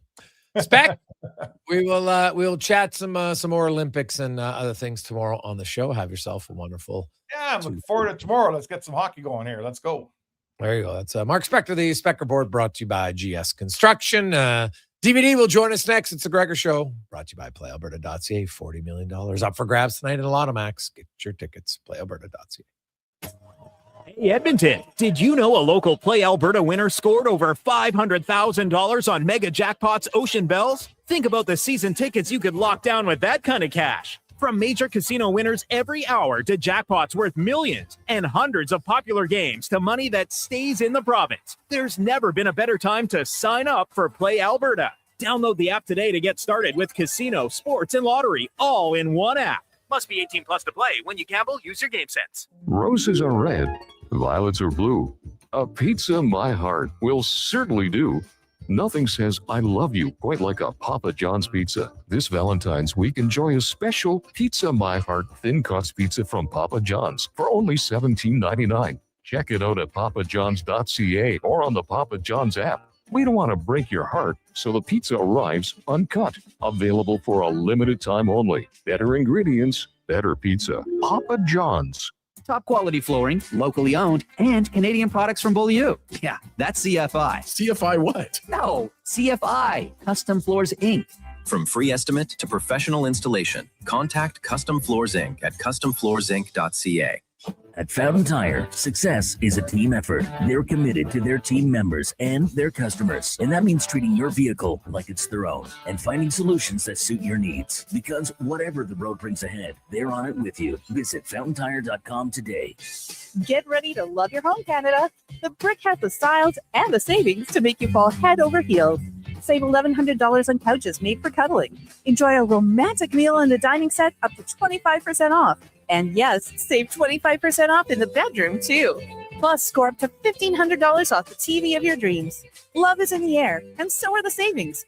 Only at The Brick. Some exclusions apply.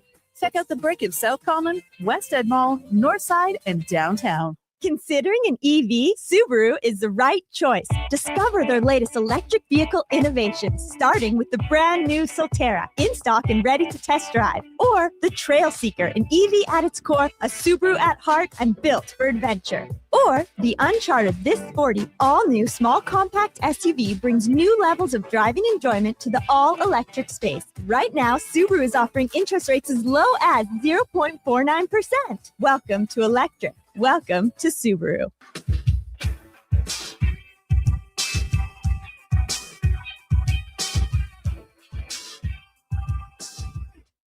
Portions of this hour brought to you by Crystal Glass, your clear choice for residential windows, locally manufactured and installed. Crystal Glass provides a beautiful product and incredible customer services for all of your residential needs. Call 310 Glass or visit crystalglass.ca for a quote. This is Sports 1440, where Edmonton talks sports. On YouTube, Facebook, and X. Here's Jason Gregor. Brought to you by playalberta.ca.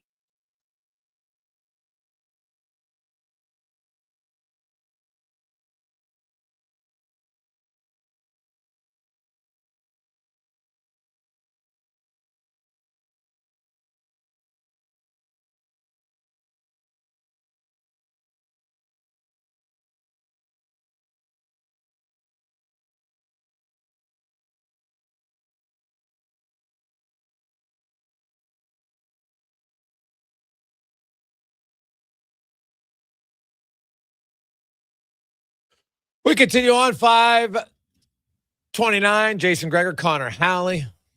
Lovely Tuesday afternoon. Got a lot of text flying in, 833-401-1440. Lots of thoughts on the Oilers' depth. I know that, we're looking for a lot. Well, hey, maybe Frederick's ankle. I don't know, man. Lots of guys have had a high ankle sprain.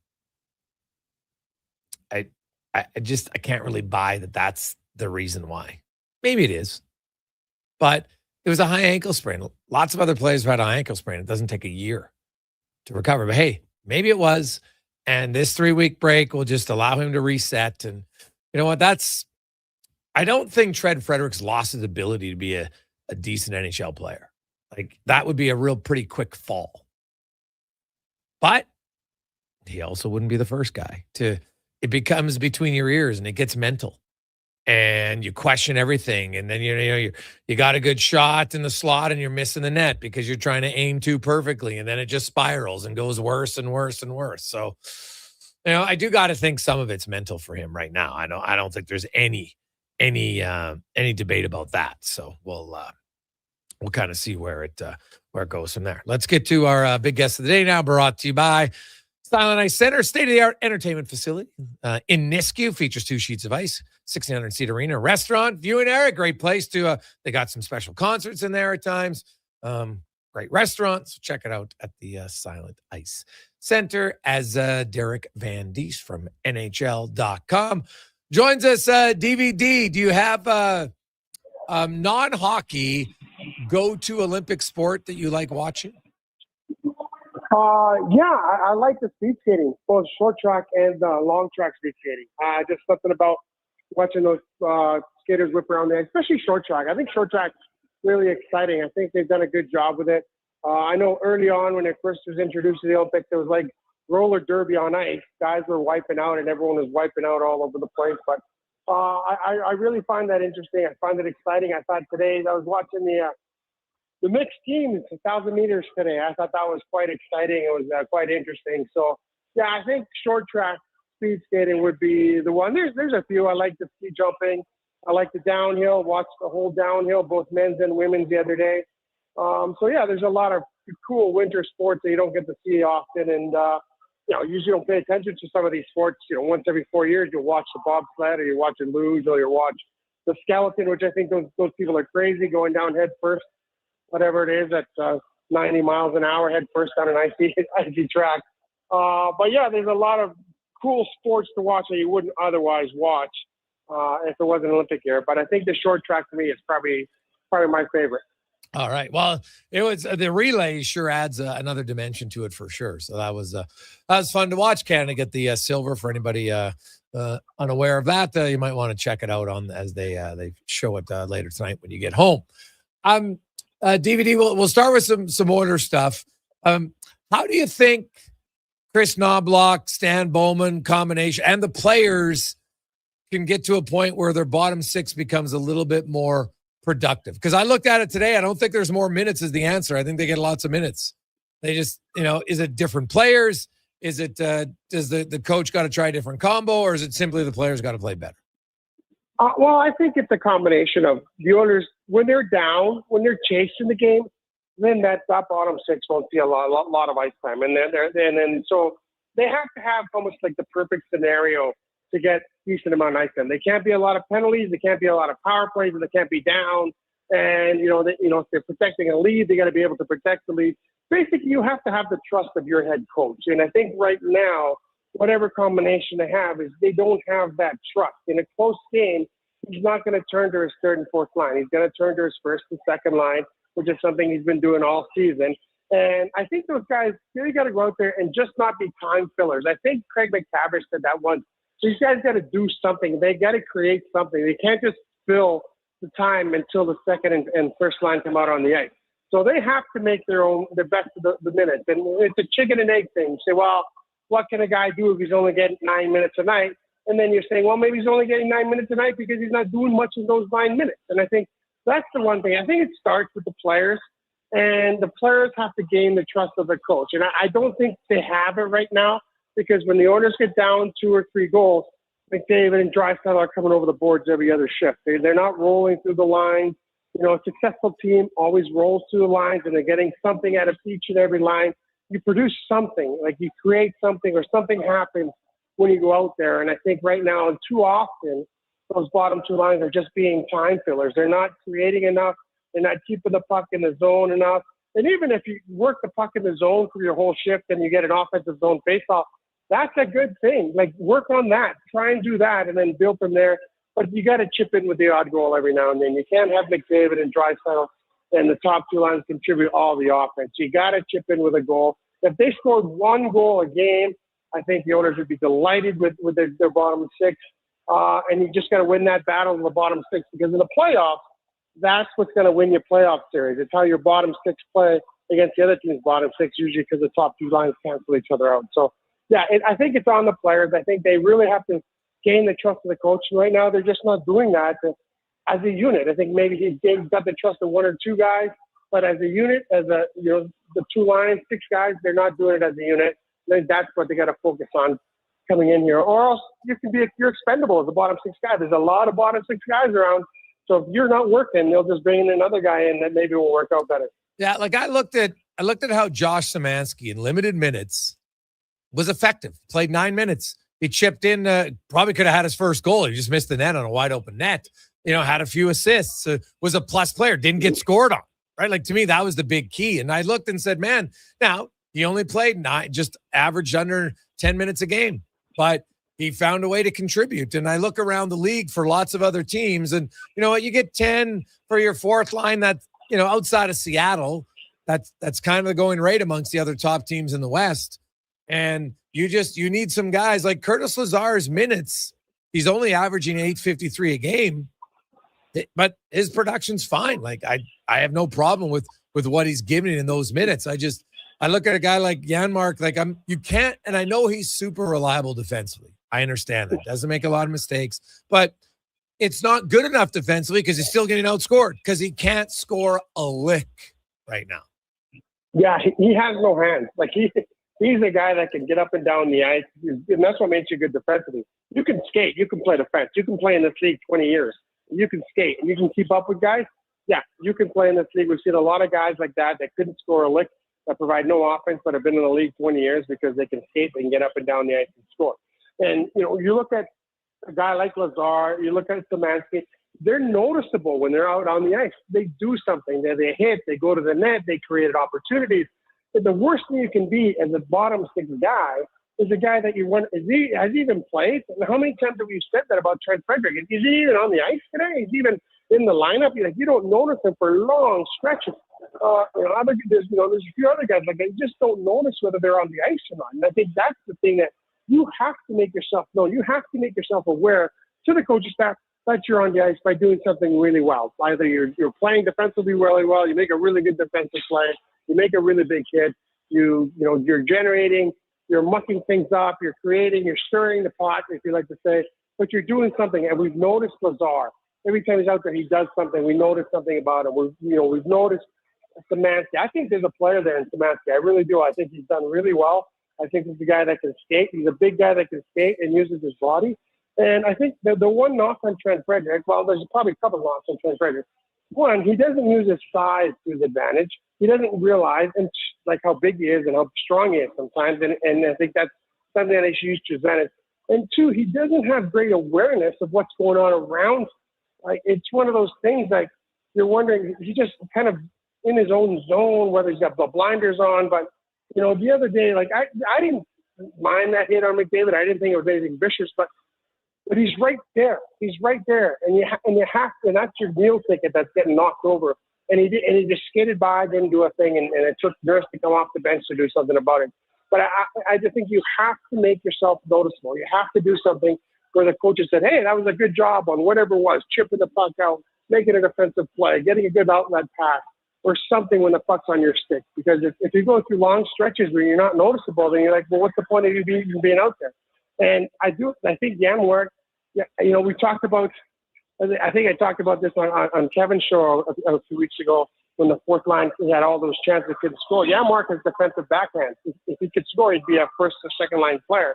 He's really fast. He gets in good spots, but he just has no hands. And I think that's been the issue with him for a long, long time. But as long as you skate well, he's a really good skater, they're going to find a place for you to play defensively. And I think those other guys have to kind of carve a niche for themselves and make themselves notice on every show. Derek Van Diest joins us here on the Sports 1440. DVD, quickly to hockey. And what's your expectation, Celebrini, McDavid, and Tom Wilson? Yeah, I was a little surprised it was Tom Wilson, not Mitch Marner. I kind of asked him to come up with some line pairings. And I thought for sure McDavid would play Celebrini. I'm excited to see that. I'm excited to see what Celebrini does on McDavid's wing. I thought Marner, those three would be flying up and down the ice, considering the ice is 3 feet shorter than it should be. Can you imagine those guys going through the neutral zone? I think Tom Wilson will create some space. And I think maybe that's what they're looking for, to create some space for those other two guys. Tom Wilson's going to go to the net. He's going to get the puck, give it up to those two guys, go to the net, and, hopefully bang a couple in. I think that's maybe what they're looking for Tom Wilson. I think his you can't maybe have three puck handlers on the same line because you only have one puck. Maybe that's the rationale that they're thinking, is that there's only one puck and three guys that want to carry it. So maybe you got to put a guy on the ice there that not necessarily wants to carry it and wants to give it up and go to the hard area. So that might be a line. It's really interesting to me, and I think you look at those combinations and you're like, oh man, that's going to be tough to handle regardless of what the team is, because you could just let them go and roll the lines, and who are you gonna put out there in the top pair? You're gonna put their top pairing against McDavid. You're gonna put him against McKinnon. You're gonna put him against Crosby. Like, there's just so many possibilities. So I'm really looking forward to this tournament getting started. But I think that might be the rationale for that top line, is that there's only one puck and three guys want to carry it. So maybe we just need a guy that distributes the puck to those other two guys and creates a little bit of room for them in the corners and in front of the net. DVD, enjoy the Olympics, enjoy the hockey, enjoy all the other events, because it's starting to heat up here. Lots of events going on every day now. I love it. So enjoy that, and we'll chat with you next Tuesday. Sounds good. Thanks, Jason. Thanks for having me on. There you go. That's Derek Van Diest from NHL.com. We'll return. We got Tater in the 2-minute warning and more on the Gregor Show, presented by PlayAlberta.ca. And here comes Action Electrical Service Team sprinting onto the scene. These are your first responders for any electrical emergency. That's right. With their fleet of service vans and specialized gear, they assess, they service, and maintain electrical, lighting, and automation systems. They're all about rapid response. Quick diagnostics and repairs to restore power and safety fast. Hire the Action Electrical team to bring home a win for your project. Visit actionelectrical.net. Need a new ride for road trips, errands, or just life on the go? Go Auto offers a massive selection with over 15,000 new and used vehicles to choose from. With over 70 locations across Western Canada, finding your next ride has never been easier. Whether it's a roomy SUV for the family, a sleek car for the open road, or a rugged truck for your weekend adventures, you'll find it here at a price you'll love. Explore thousands of vehicles today at goauto.ca. Prospects Hockey League's fourth season is underway. The JPHL offers elite athletic and academic opportunities across multiple AAA divisions. With over 55 teams, the JPHL is redefining the family experience by making elite hockey financially accessible. All games are broadcast live on Silent Ice TV, featuring a showcase-style schedule and competitive matchups. Learn why the JPHL is Western Canada's fastest-growing elite hockey development stream at juniorprospectshockeyleague.com. The job won't wait. Why should you? At AWS Welding Supplies and Repairs, conveniently located in Nisku, we've got everything you need to get it done. From product sales to servicing and calibrating machines, we're your one-stop shop. We're a proud, locally owned and operated business, committed to serving our community with a proven track record of customer service. Don't let a broken tool slow you down. We offer fast repairs and free same-day delivery of in-stock items to Leduc, Nisku, and South Edmonton. AWS Welding. We make it happen. McValue breakfast meals are $5 plus tax every day. Get a sausage McMuffin, bagel with cream cheese product, or breakfast burrito with hash brown and small coffee, all for just $5 plus taxes. Available until 11 a.m. at Canadian restaurants. Product availability varies. Prices exclude delivery.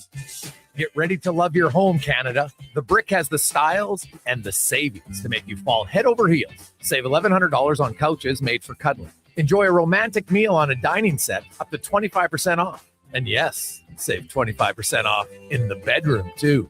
Plus, score up to $1,500 off the TV of your dreams. Love is in the air, and so are the savings. Only at The Brick. Some exclusions apply. Check out The Brick in South Common, West Edmonton Mall, North Side, and downtown. Are you overwhelmed by debt and getting nonstop calls from creditors? It can feel like there's no escape. Debt doesn't have to be a life sentence. A single call can turn things around. My name is Parveen Middleton. I'm a licensed insolvency trustee at BDO right here in Edmonton. I can help you become debt-free with a solution just for you. Let's put an end to those calls from creditors together. Call 1-833-BDO-TALK or visit bdodebt.ca to discover your debt-free future.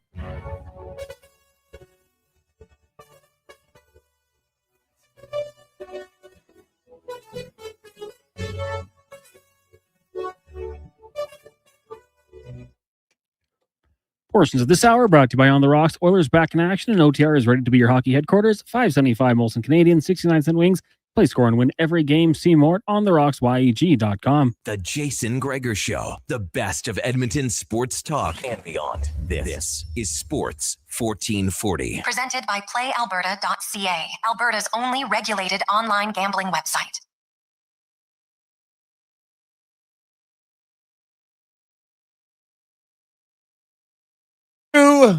Tuesday afternoon. Welcome back. Remember, you got a few hours left to get in your tickets. PlayAlberta.ca for Lotto Max tonight. $40 million. Good luck. Phil Burton's of one lady. None of our listeners, though, yet. Someone's due. That means someone is due. Let's get to the 2-minute warning brought to you by Legacy Heating and Cooling, where the rates never change. No overtime charges. Furnace kicks out tonight. On the weekend, you need a fix, call Legacy. No OT. That's how you build a legacy at legacyheating.ca. Cam Tate, longtime journalist in town.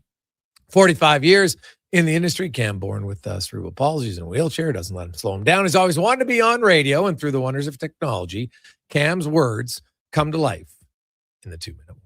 In grade 7, I was the goalie for the Expos in the Glen Rose School Hospital Floor Hockey League. Picture this, me on my hands and knees, 3 noon hours a week, battling it out on the hardwood. There were 4 teams, Expos, Voyageurs, Mets, and Centennials. But the real rivalry was Expos versus Voyageurs. Every game against them was a war. And when we lost, it was brutal. If we dropped a game by a goal or two, I'd sit in Mr. Flesher's double language arts class like a zombie in the afternoon. A 5-0 loss? Forget it. My brain was mush for the rest of the day. So when Team Canada's women's hockey team got walloped 5-0 by the US, I felt that sting. It's not just the score, it's who beat you. Losing to your biggest rival? That's a gut punch. And the mental side of the game? It's huge. Bigger than the X's and O's. If Canada wants to bounce back against Finland, they've got to get the US out of their heads. Trust me, I've been there. In 1972, the Expos lost a big game to the Voyageurs. It got in our heads, and when the championship tiebreaker rolled around, we were toast. Not because we weren't good enough, but because we couldn't shake the loss. That's the challenge for Team Canada now. Forget the US, forget the score, and focus on what's next. Out at the world's longest hockey game, Team Hope is up on Team Cure 854-847. They've got minor hockey teams running the concession stands, raising funds, and the Canada game on the big screen. Come watch 2 hockey games at once, because whether it's floor hockey, international hockey, or a marathon for a cause, the game always goes on. All right, 2-minute warning here. Gregor, Halley, Kruger, we'll get to you tomorrow. This is Cam Tate. Sports, 1440. It's a pretty close game. Usually at Sakers Acres, somebody kind of takes over a little bit, so they must have done some advanced scouting. 2 very even teams through a few days of the event. Well, it started, Thursday night? So what are we at here? Tuesday. They're almost coming up on the midway point. And hopefully it doesn't heat up anymore, because that just makes it tougher conditions for the players. When you can't glide and you're on the ice for that many hours, it becomes a real slog fest. I can tell you that. So hopefully the weather doesn't get too cold, but at the same time doesn't get too warm. And they can raise a lot of money, raise close to $1 million. And if you haven't gone out there, it's a very, well, first of all, it's just a serene place to go. Like, there's just something about an outdoor rink, out in a field. And it's, then you throw in the fact that, guys are playing hockey for that long and doing it for the right reasons, obviously trying to make money, raise money to hopefully find ways to have those who live with cancer deal with it a little bit better and have better treatments and everything for it. So it's a real special event, and I'm always proud to say that I got the luxury to play in it one time, and it was a wonderful experience. I tell everybody, like, if you want to do it, it's a good experience, but you better make sure that you are in somewhat decent condition when you do it, because it is not easy by any stretch of imagination, especially when it gets super cold. Warm sucks too, but just, there's lots of injuries that can occur. So, I don't know, Cons, have you been out to the world's longest game before? I have, yeah. I went out there,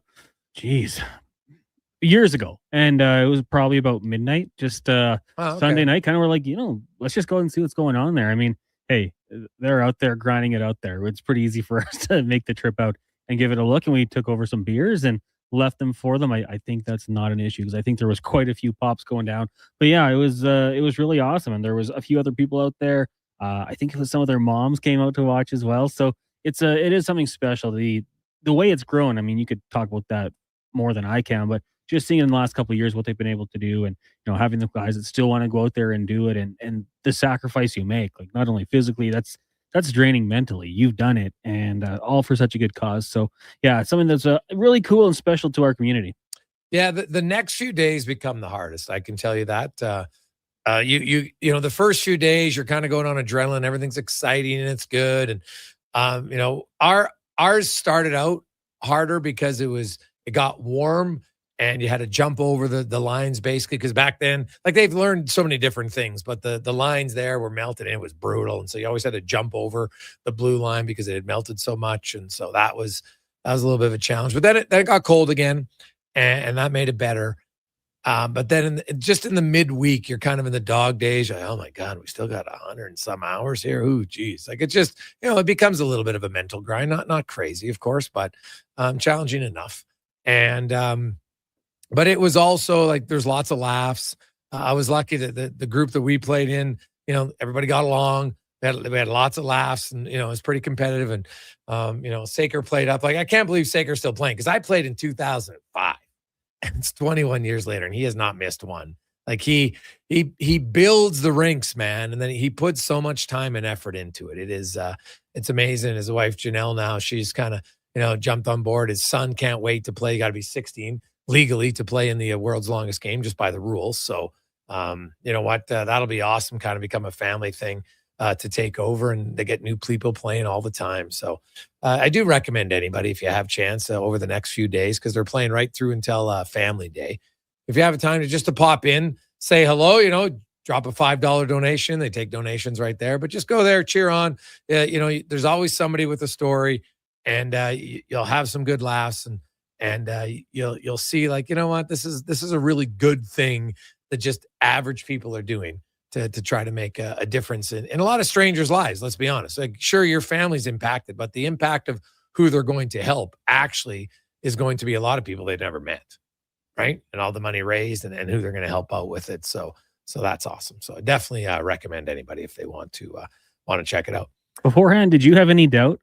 Like, once you start, you kind of have to go, but I've got to think there's a little bit of like, can I do this? Like, what a good opportunity to try to push yourself. I was probably more naively thinking, oh, it's not going to be that hard. Stupidly, like, typical guy. Oh, it won't be that difficult. And, there was a few days that it was tough, but luckily, like we had a few guys and we had lots of fun with it. We had, because, they have masseuses and stuff. And I think I had one, but we had guys that were in there every day. And I'm like, are you serious right now?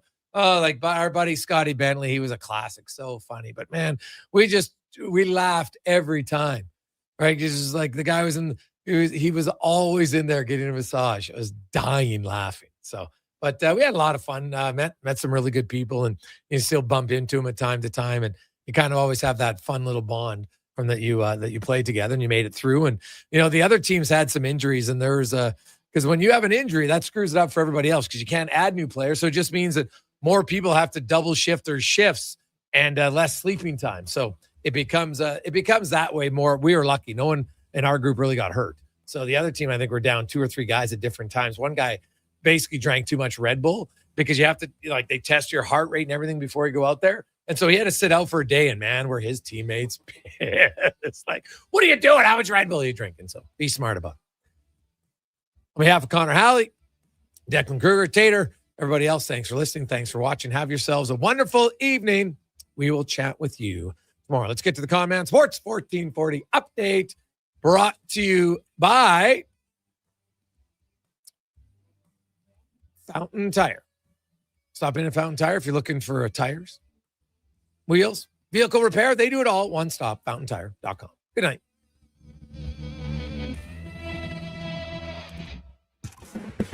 This is a Sports 1440 update. The Winter Games in Italy, Canada picked up their 3rd medal, their first silver in the short track speed skating mixed team relay on the hill. Moguls play